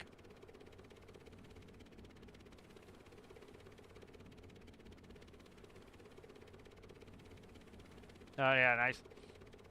Yeah, like, there are some story games where, you think it's like Starfield. The only element of Starfield that really interested me was I wanted to, like, be able to go do what I wanted to do and have it work like a sandbox. And I found right away, like, I refunded Starfield twice, both within the refund window, because I played less than 2 hours. Because it was that, like, I talked to 2 of the NPCs and was bored to tears already, because it's just not the type of game for me. But, like, if you had a real space, open world sandbox game where, like, you land on this planet and you can go and move cargo from A to B and you can do some missions and then go back into space and land again. Kind of like, I'm more interested in Star Citizen, but I think Chris Roberts is such an asshole charlatan that doesn't interest me all that much because of him. But, that's the sort of thing. What's going on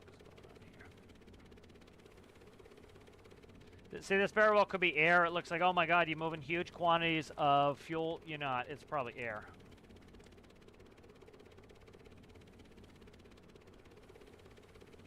So this one's likely is pulling a vacuum, so that's likely still has a little jet fuel in there. And these are all at 1 atmosphere. These are likely equalized.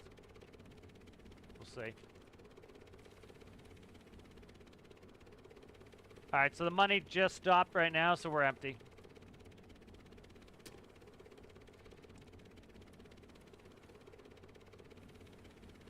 I hold out some hope for Star Citizen, but God, I think Chris Roberts is a scumbag.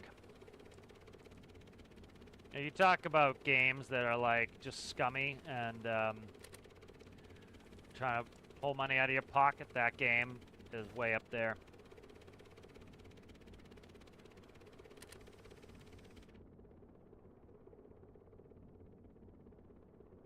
Yeah, they're like the kings of FOMO and the kings of all that shit, you know. Artificial scarcity. They do all that sort of stuff, which I think is gross.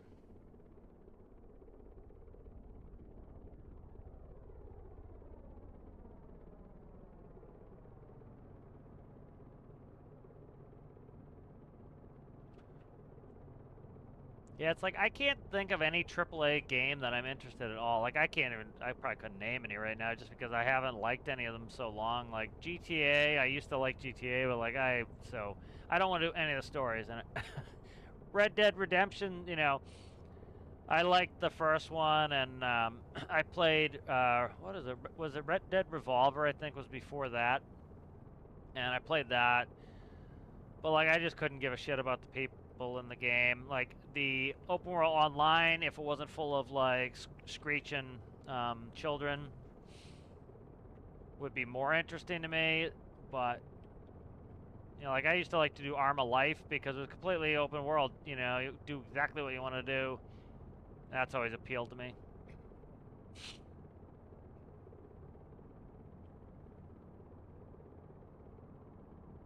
Yeah, I think one thing with Stormworks that, you know, again, it's like you kind of have to look at some of the subtext too. Is like when we kind of got some of these flatter updates where, you know, where people were kind of like, they call this an update. It was like, again, they kind of told you recently with the new game, like they've been working on this game for 5 years, the new game. And so like that had to be their primary focus for a lot of it because that's going to be their new IP. And so you know, so what they, you know, I'm still glad they put out updates for Stormworks, and of course they kind of had to be a little bit thinner because they're putting out their new IP. You know, so the majority of their work was probably going to the new game, and they were still coming back, and then they put out some great updates. We'll go through some of these updates, and like people make, you know, like I put on one of the discussions of like how these have been some of the best updates there have been.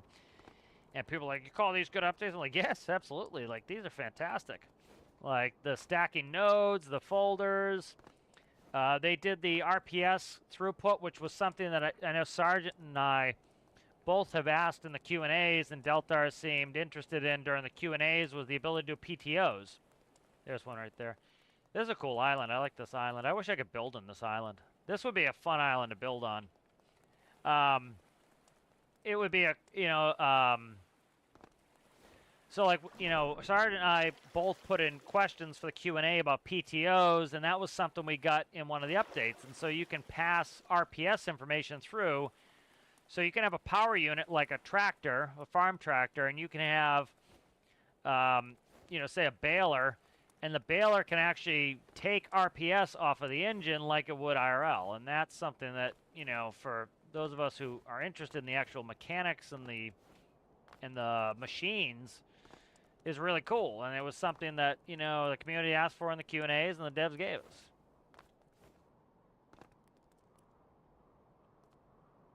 You know, they've done some good bug fixes.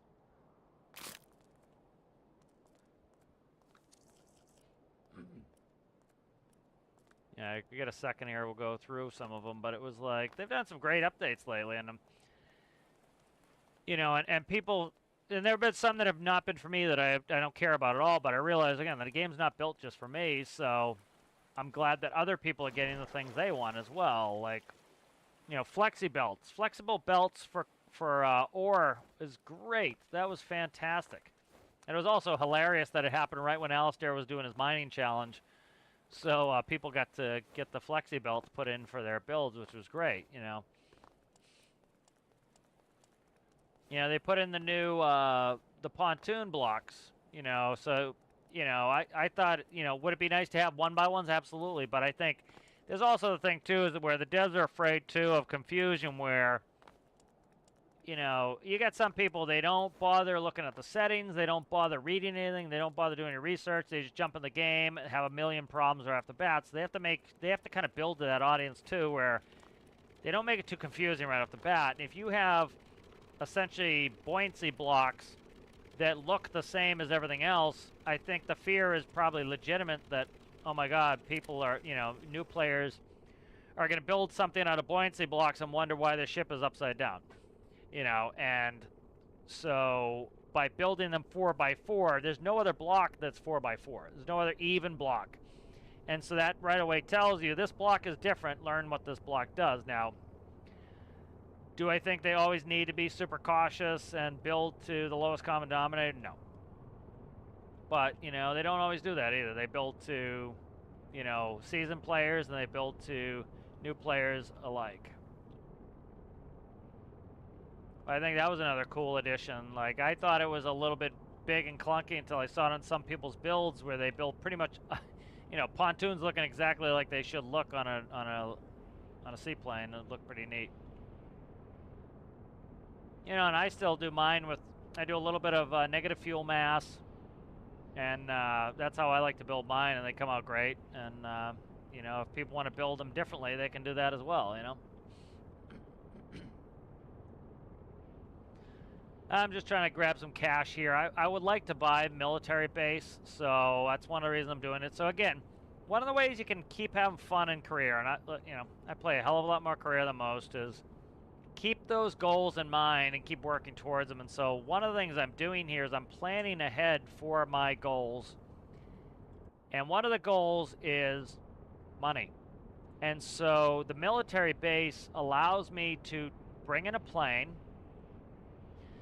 land the plane, put it in the hangar, despawn it, and every bit of jet fuel that's on that plane will go into storage. And I can literally hook the pump up to the sell point, and I can sell off my jet fuel really easily, and that's a big money maker for me. And so what I like to do is do that. And so by buying the military base, I'm going to be able to both spawn and despawn aircraft that can transport large quantities of jet fuel quickly. And so that's one of the reasons why, like right now, I'm out here getting these crates, is I want that extra cash so that I can go ahead and buy military base, which is 90 grand. I'm just checking the rotor width here. Let's see where we're at here. It's a little hairy, but I think we'll be all right. So, you know, always thinking ahead of what you're trying to do next really helps you inform your gameplay for each, you know, play session you do. Right, there we go. This I think is this the new Castle Island, Rasmus? Do you know? Because they put this out somewhat recently.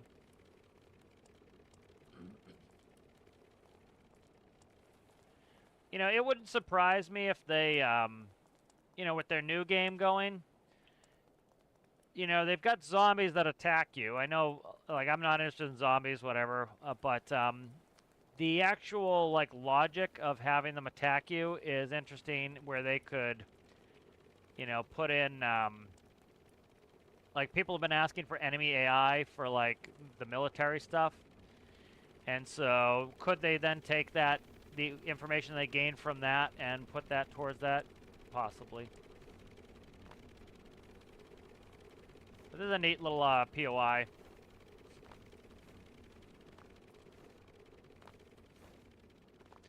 Like, one thing I would love them to add, which, you know, they really said they didn't want to do more landmass, but I think, again, if you can make the case to them that this would keep the game going and keeping people playing and improve gameplay, I think they'll do it. There's plenty of things they said they'd never do that they did.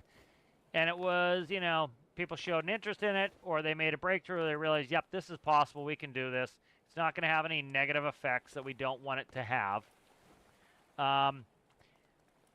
You know, so like, for example, what was I just going to say? So like, for example, I would like to have big islands, and they don't have to be huge. Like, this is a pretty good size island. This is fine. This island here is a pretty good size. The one that I was just on was a pretty good size. Like, you could take an island this size and put it down here, and now the only way you can effectively get there quickly is with a plane. and put some interesting things that only that island does. So say, for example, you could do something silly too where it works in the game, but it wouldn't work in real life. Like, for example, you have a jewelry factory or something that would make very, very expensive items, but you have to input things like gold, and then like they could put gemstones in there where like you can go through the map and find gemstones or something, and you have to fly to this far off island, and you can bring this X number of gold, X number of gemstones, they make jewelry, and now you sell that in the town for big, big money. And so it's kind of a multi-step process, gives you a reason to use your planes, you know, stuff like that is kind of fun to me. All right, 114. So one thing we got to be careful with is this is 90 grand, which isn't too bad. That's 114, so we're going to be down to about 24,000, which is okay because we have the truck is out in the world. The truck's going to go back and be despawned. We get all that money back. And we still have enough money to, say, buy fuel for this vehicle, do missions, do all that. So that's enough extra money we could go ahead and sell, or buy this island, rather.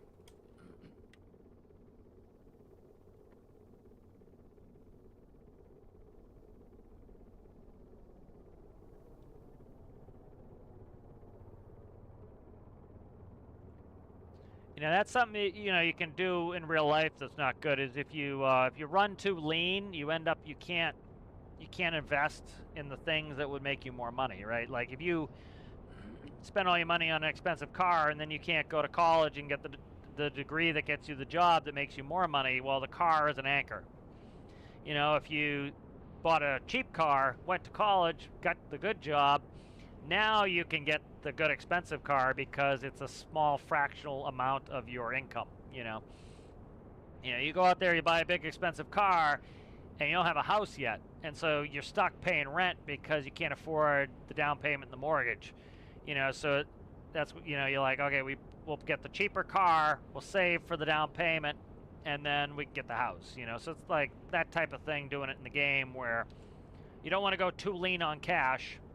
But we also, I've talked about before, like we have a lot of savings in game right now as far as fuel. We have a lot of diesel bought and stored, and we have our oil platform pumping. And because we have both those things going, it makes it so that we can easily, at any period, like spawn a vehicle like this or something else and go sell fuel and make more money. So, and we could still spawn a vehicle like this and go and do rescues. So we have enough initial starting cash so we don't put ourselves in such a poor space that we just can't do anything. So we'll go ahead and we'll buy this. So we've been running this for a while here, and we're not even at half tank yet for fuel.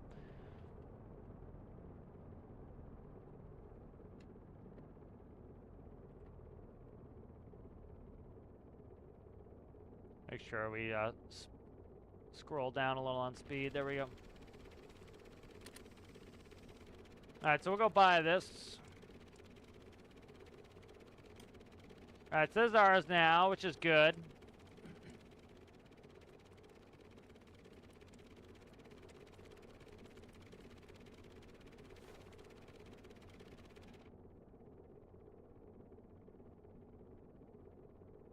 I don't know if I can taxi very effective. Okay, I can do all right.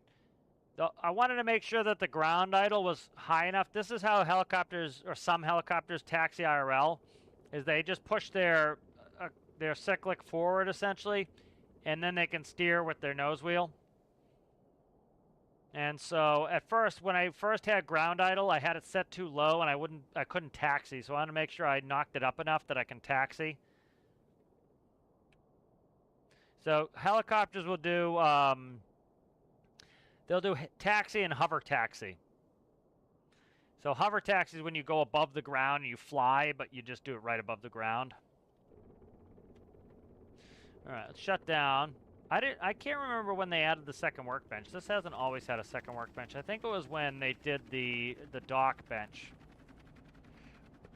Another good update that people forget about. All right, I'm gonna go hit the bathroom real quick. Let me read this chat real quick from everybody. Yeah, I haven't seen that. Large portion of the games community says stormworks says terrible performance. Would you agree? No. I also have a good computer. You know, I've got a 3080 Ti. I've got a good CPU. I've got good RAM. I think a lot of people, like, you talk to some of the people what they have for this game, and they have like not very good computers. And I get it. It sucks when you can't afford to get a better computer, when you've got a computer that can't run it, and you see other people who can run it. But again, that's not the game's fault, and that's not, you know, that's not anyone else's fault. It's like you need the better equipment to run it, you know. And so, as far as for me, I mostly play solo. When I play multiplayer, I play with a small group of people, like Rasmus play with me.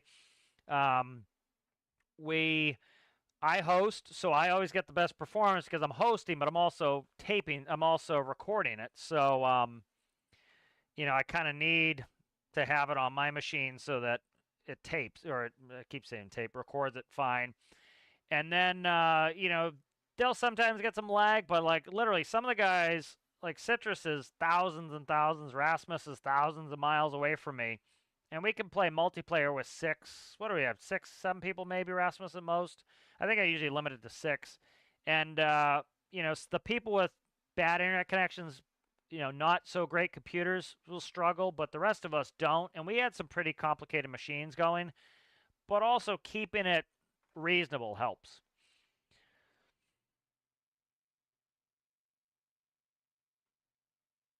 Yeah, I've never played Scrap Mechanic.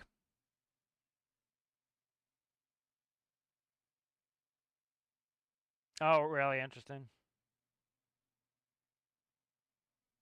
Oh, very nice. Yes. How's difficult, smooth, stable helicopter? It's actually pretty damn easy. You know, the big things are the stock gyro. A lot of people shit on the stock gyro because they don't make their vehicle inherently stable.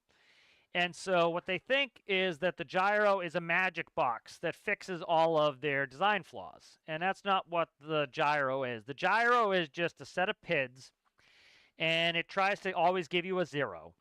And so it tries to give you zero pitch, zero roll, zero yaw. That's what it tries to do. And that's all it's doing. And so it smooths everything out. So if you give it a force forward, it's trying to fight you back and it smooths it out. So it keeps you from exacerbating the motion. You'll see a lot of people who have unstable craft and then they try to fix it with a gyro. Well, at the end of the day, your center of gravity needs to be below your rotor for a helicopter. If it's below your rotor, I think I showed it when I was building this. I put a lot of weight underneath the rotors, and it was more and more stable. And then if I put the weight up high, it was less and less stable because it wanted to be upside down. And so if you build fundamentally correctly, in line with the rotors, low, it's going to be more stable. The lower you can get that weight, the more stable it will be. So like one example I use, if you have a cable coming from the center right under the rotor, in this case, like what you do is draw a line in the middle right there, and that would be where your center of gravity should be. And then you put the cable straight down. The further down you have that container you're carrying, or that brick of weight, the more stable it's going to be. And so if you build it stable, the more stable you build your craft, the gyro doesn't have to do magic. It just has to gently smooth what's already stable. So it's really not all that hard. It just takes some practice. I'm going to go hit the bathroom. I'll be right back.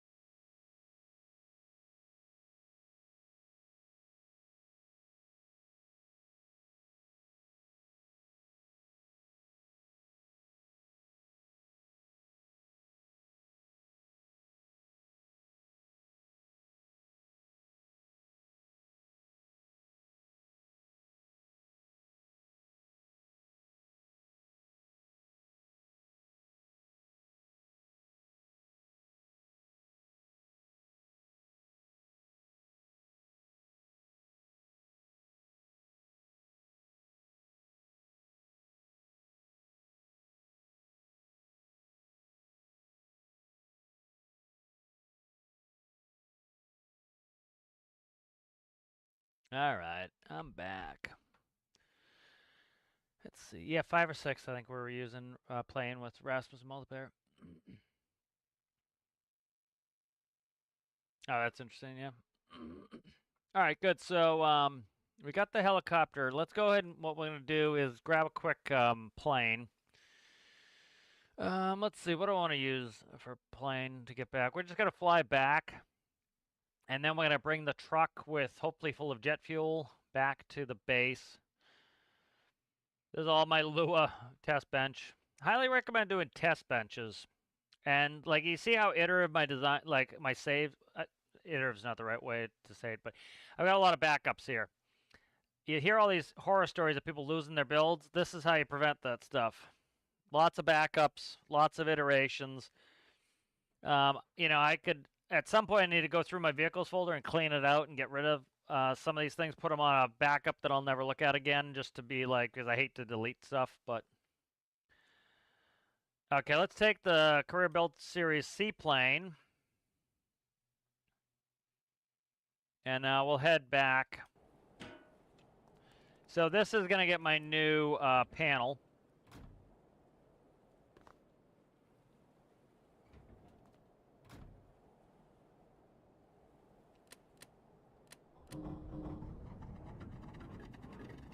That's got the other nav panel. This is in no way, shape, or form finished.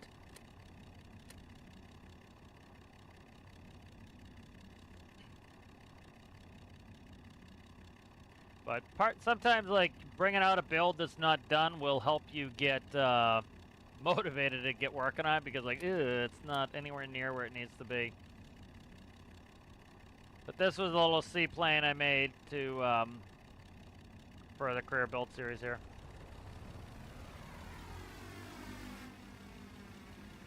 Up, shit, we're gonna run into problems here, damn it.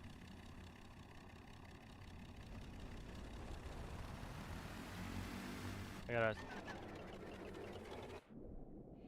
The problem is, I cannot get to my flaps. Hold on, stand by, we're having fucking problems here.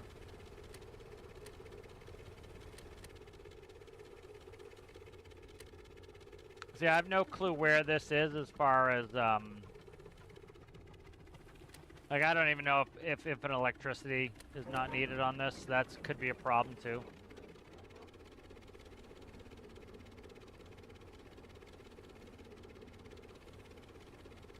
Feels like I'm getting a phantom force on this.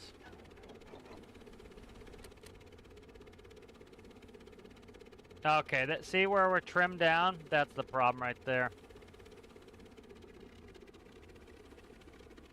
Okay, that's trimmed.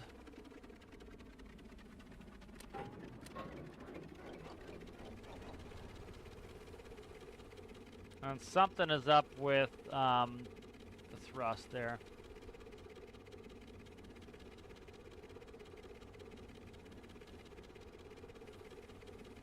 Gear needs to go up. Do that. Okay.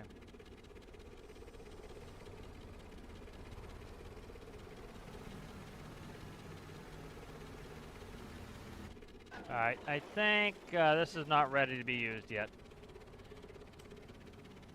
Let's turn on infinite electricity, see if that fixes it.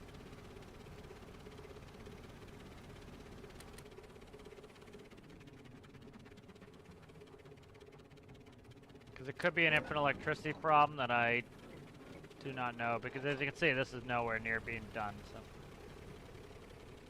So for some reason, it's holding on to whatever the last thrust setting I put in, which it should not be doing. So this is not, something's up with this. I gotta fix this.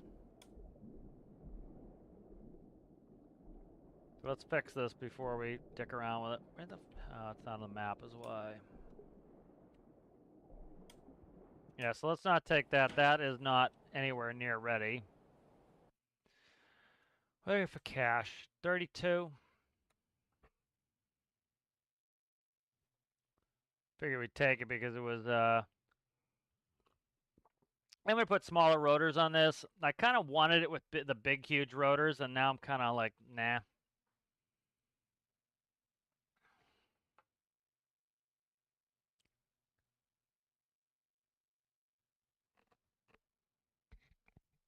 Bunch of mining stuff.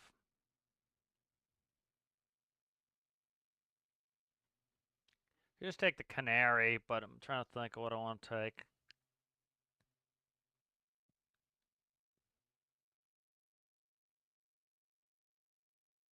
How much? A caribou, which was another Alistair challenge build. That's a lot of tutorial stuff for. Canary was an Alistair challenge build. Let's just take the canary. This one won the challenge.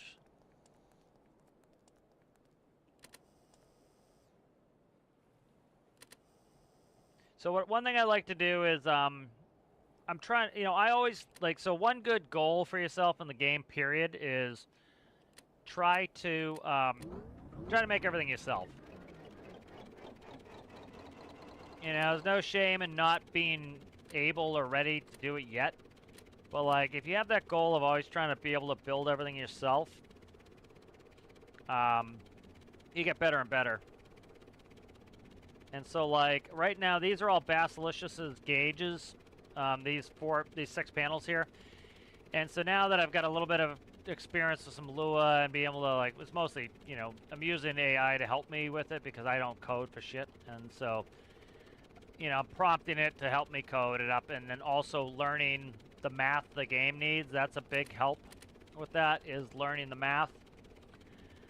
So I don't have to like do it, and then it can easily find bugs, which is a helpful thing. So it can do your bug checking for you.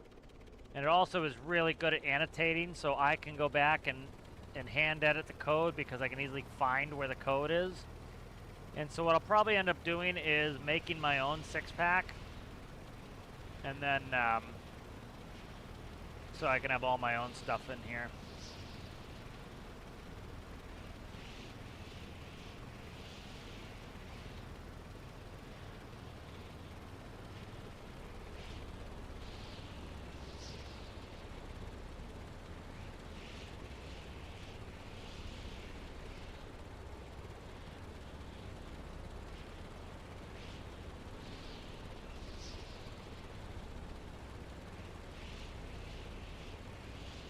Let's go down to FJ. Let's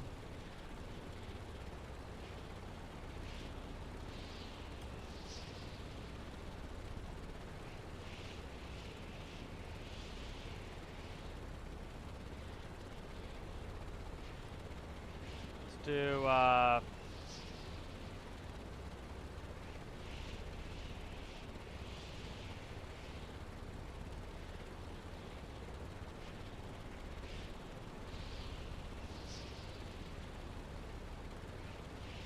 how's it going there, David Keith? How are you?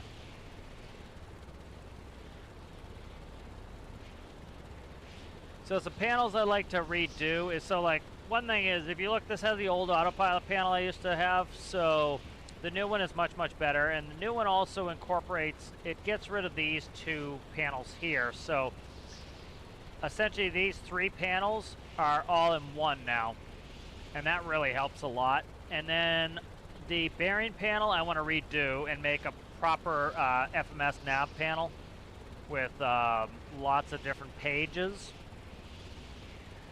So that's something I want to do.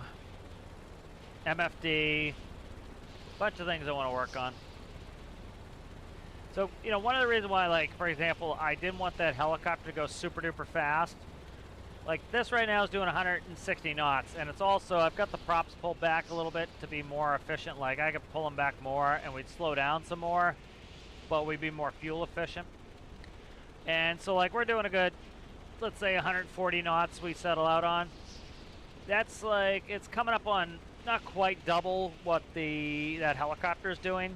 So like, if I want to get somewhere quickly and it's land to land, there's no real need for me to. This still has a goal. This still has a use. This plane has a purpose. It's faster, and it can also move cargo and do some stuff, but it's faster. And so that's its kind of claim to fame, is it's faster. And so, in this case right now, where I want to get back to FJ pretty quickly, I'll get a faster plane.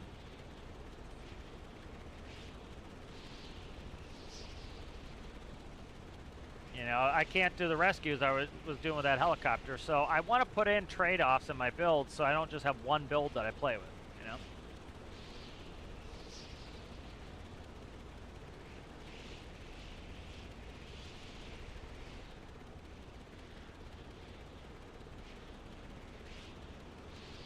Yep, the flaps are still down. That's part of our speed.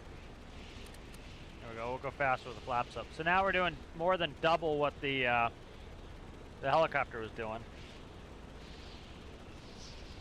So it gives us a reason to take this vehicle, you know.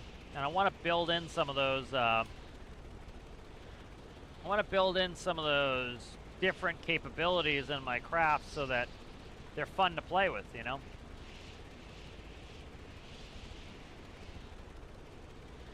And I bring different craft for different uses, you know.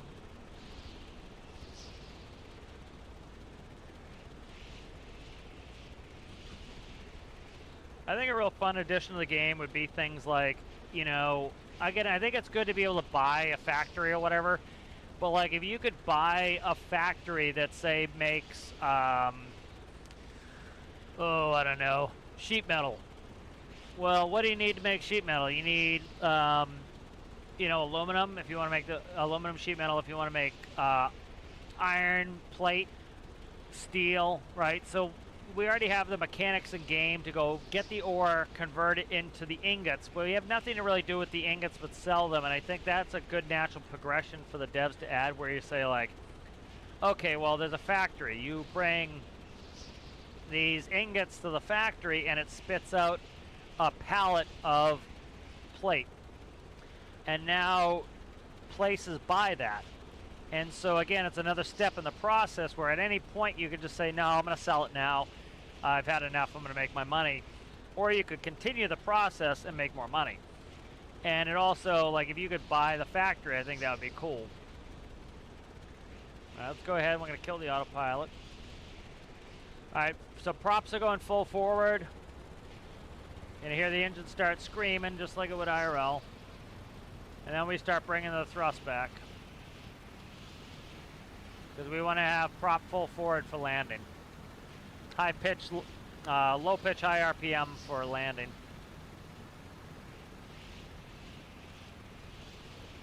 Do a little downwind here. Not too much of a downwind. We're just going to kind of extend out for base here.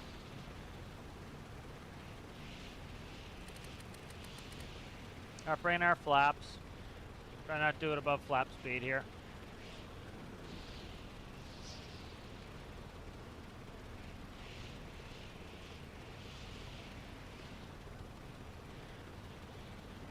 You know, I see people who think flaps don't work. Yeah, flaps work.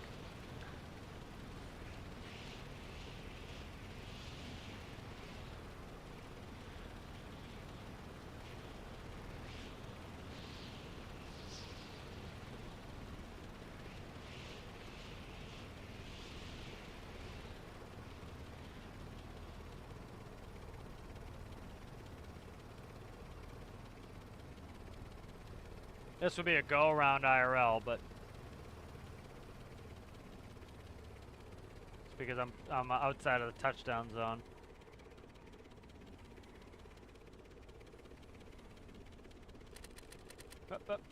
Not paying attention. I'm looking inside when I'm trying to bring my flaps up. It's one of the reasons you don't bring your flaps up till you get off the runway, is it's too dangerous. It's better just to be paying attention. So I was over here looking at the flaps and I steered off the runway. That's what you got a first officer for, is putting your flaps up.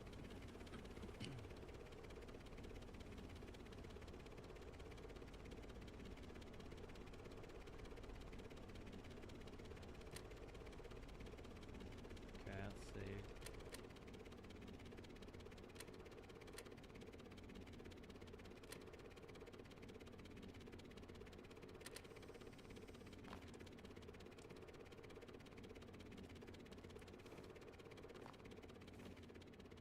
Hopefully it's still in the...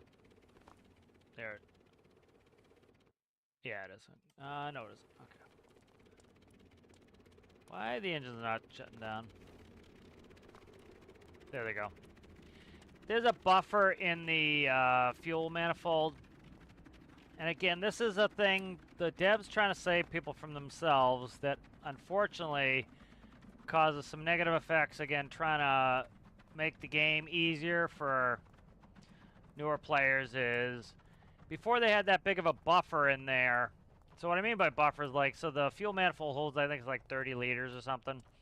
So as soon as you spawn it and this fuel, it fills that up with 30 liters of fuel. The problem is, depending on how you shut it off, it's got to burn through that 30 liters, or depending on if you shut the pit off, it will go right off. And so it's like, it's something they did so that, you know, people wouldn't, you know, cause problems themselves, frankly.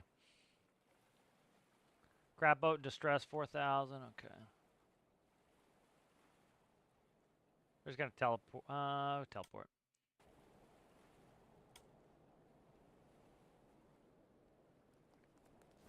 Alright, we'll see where the truck's at. Again, I'm trying to empty this base out so that I can put the new one that I keep forgetting to do. This needs to keep going. We're nowhere near full. I'm improving this so that it will fill quicker.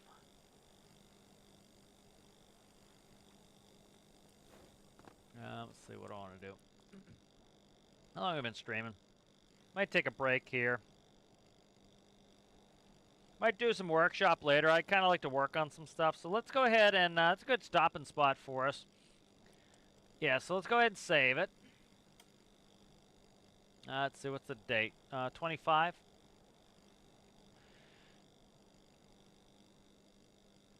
And then wait for that saving on the top left to stop. And then I like to make a backup.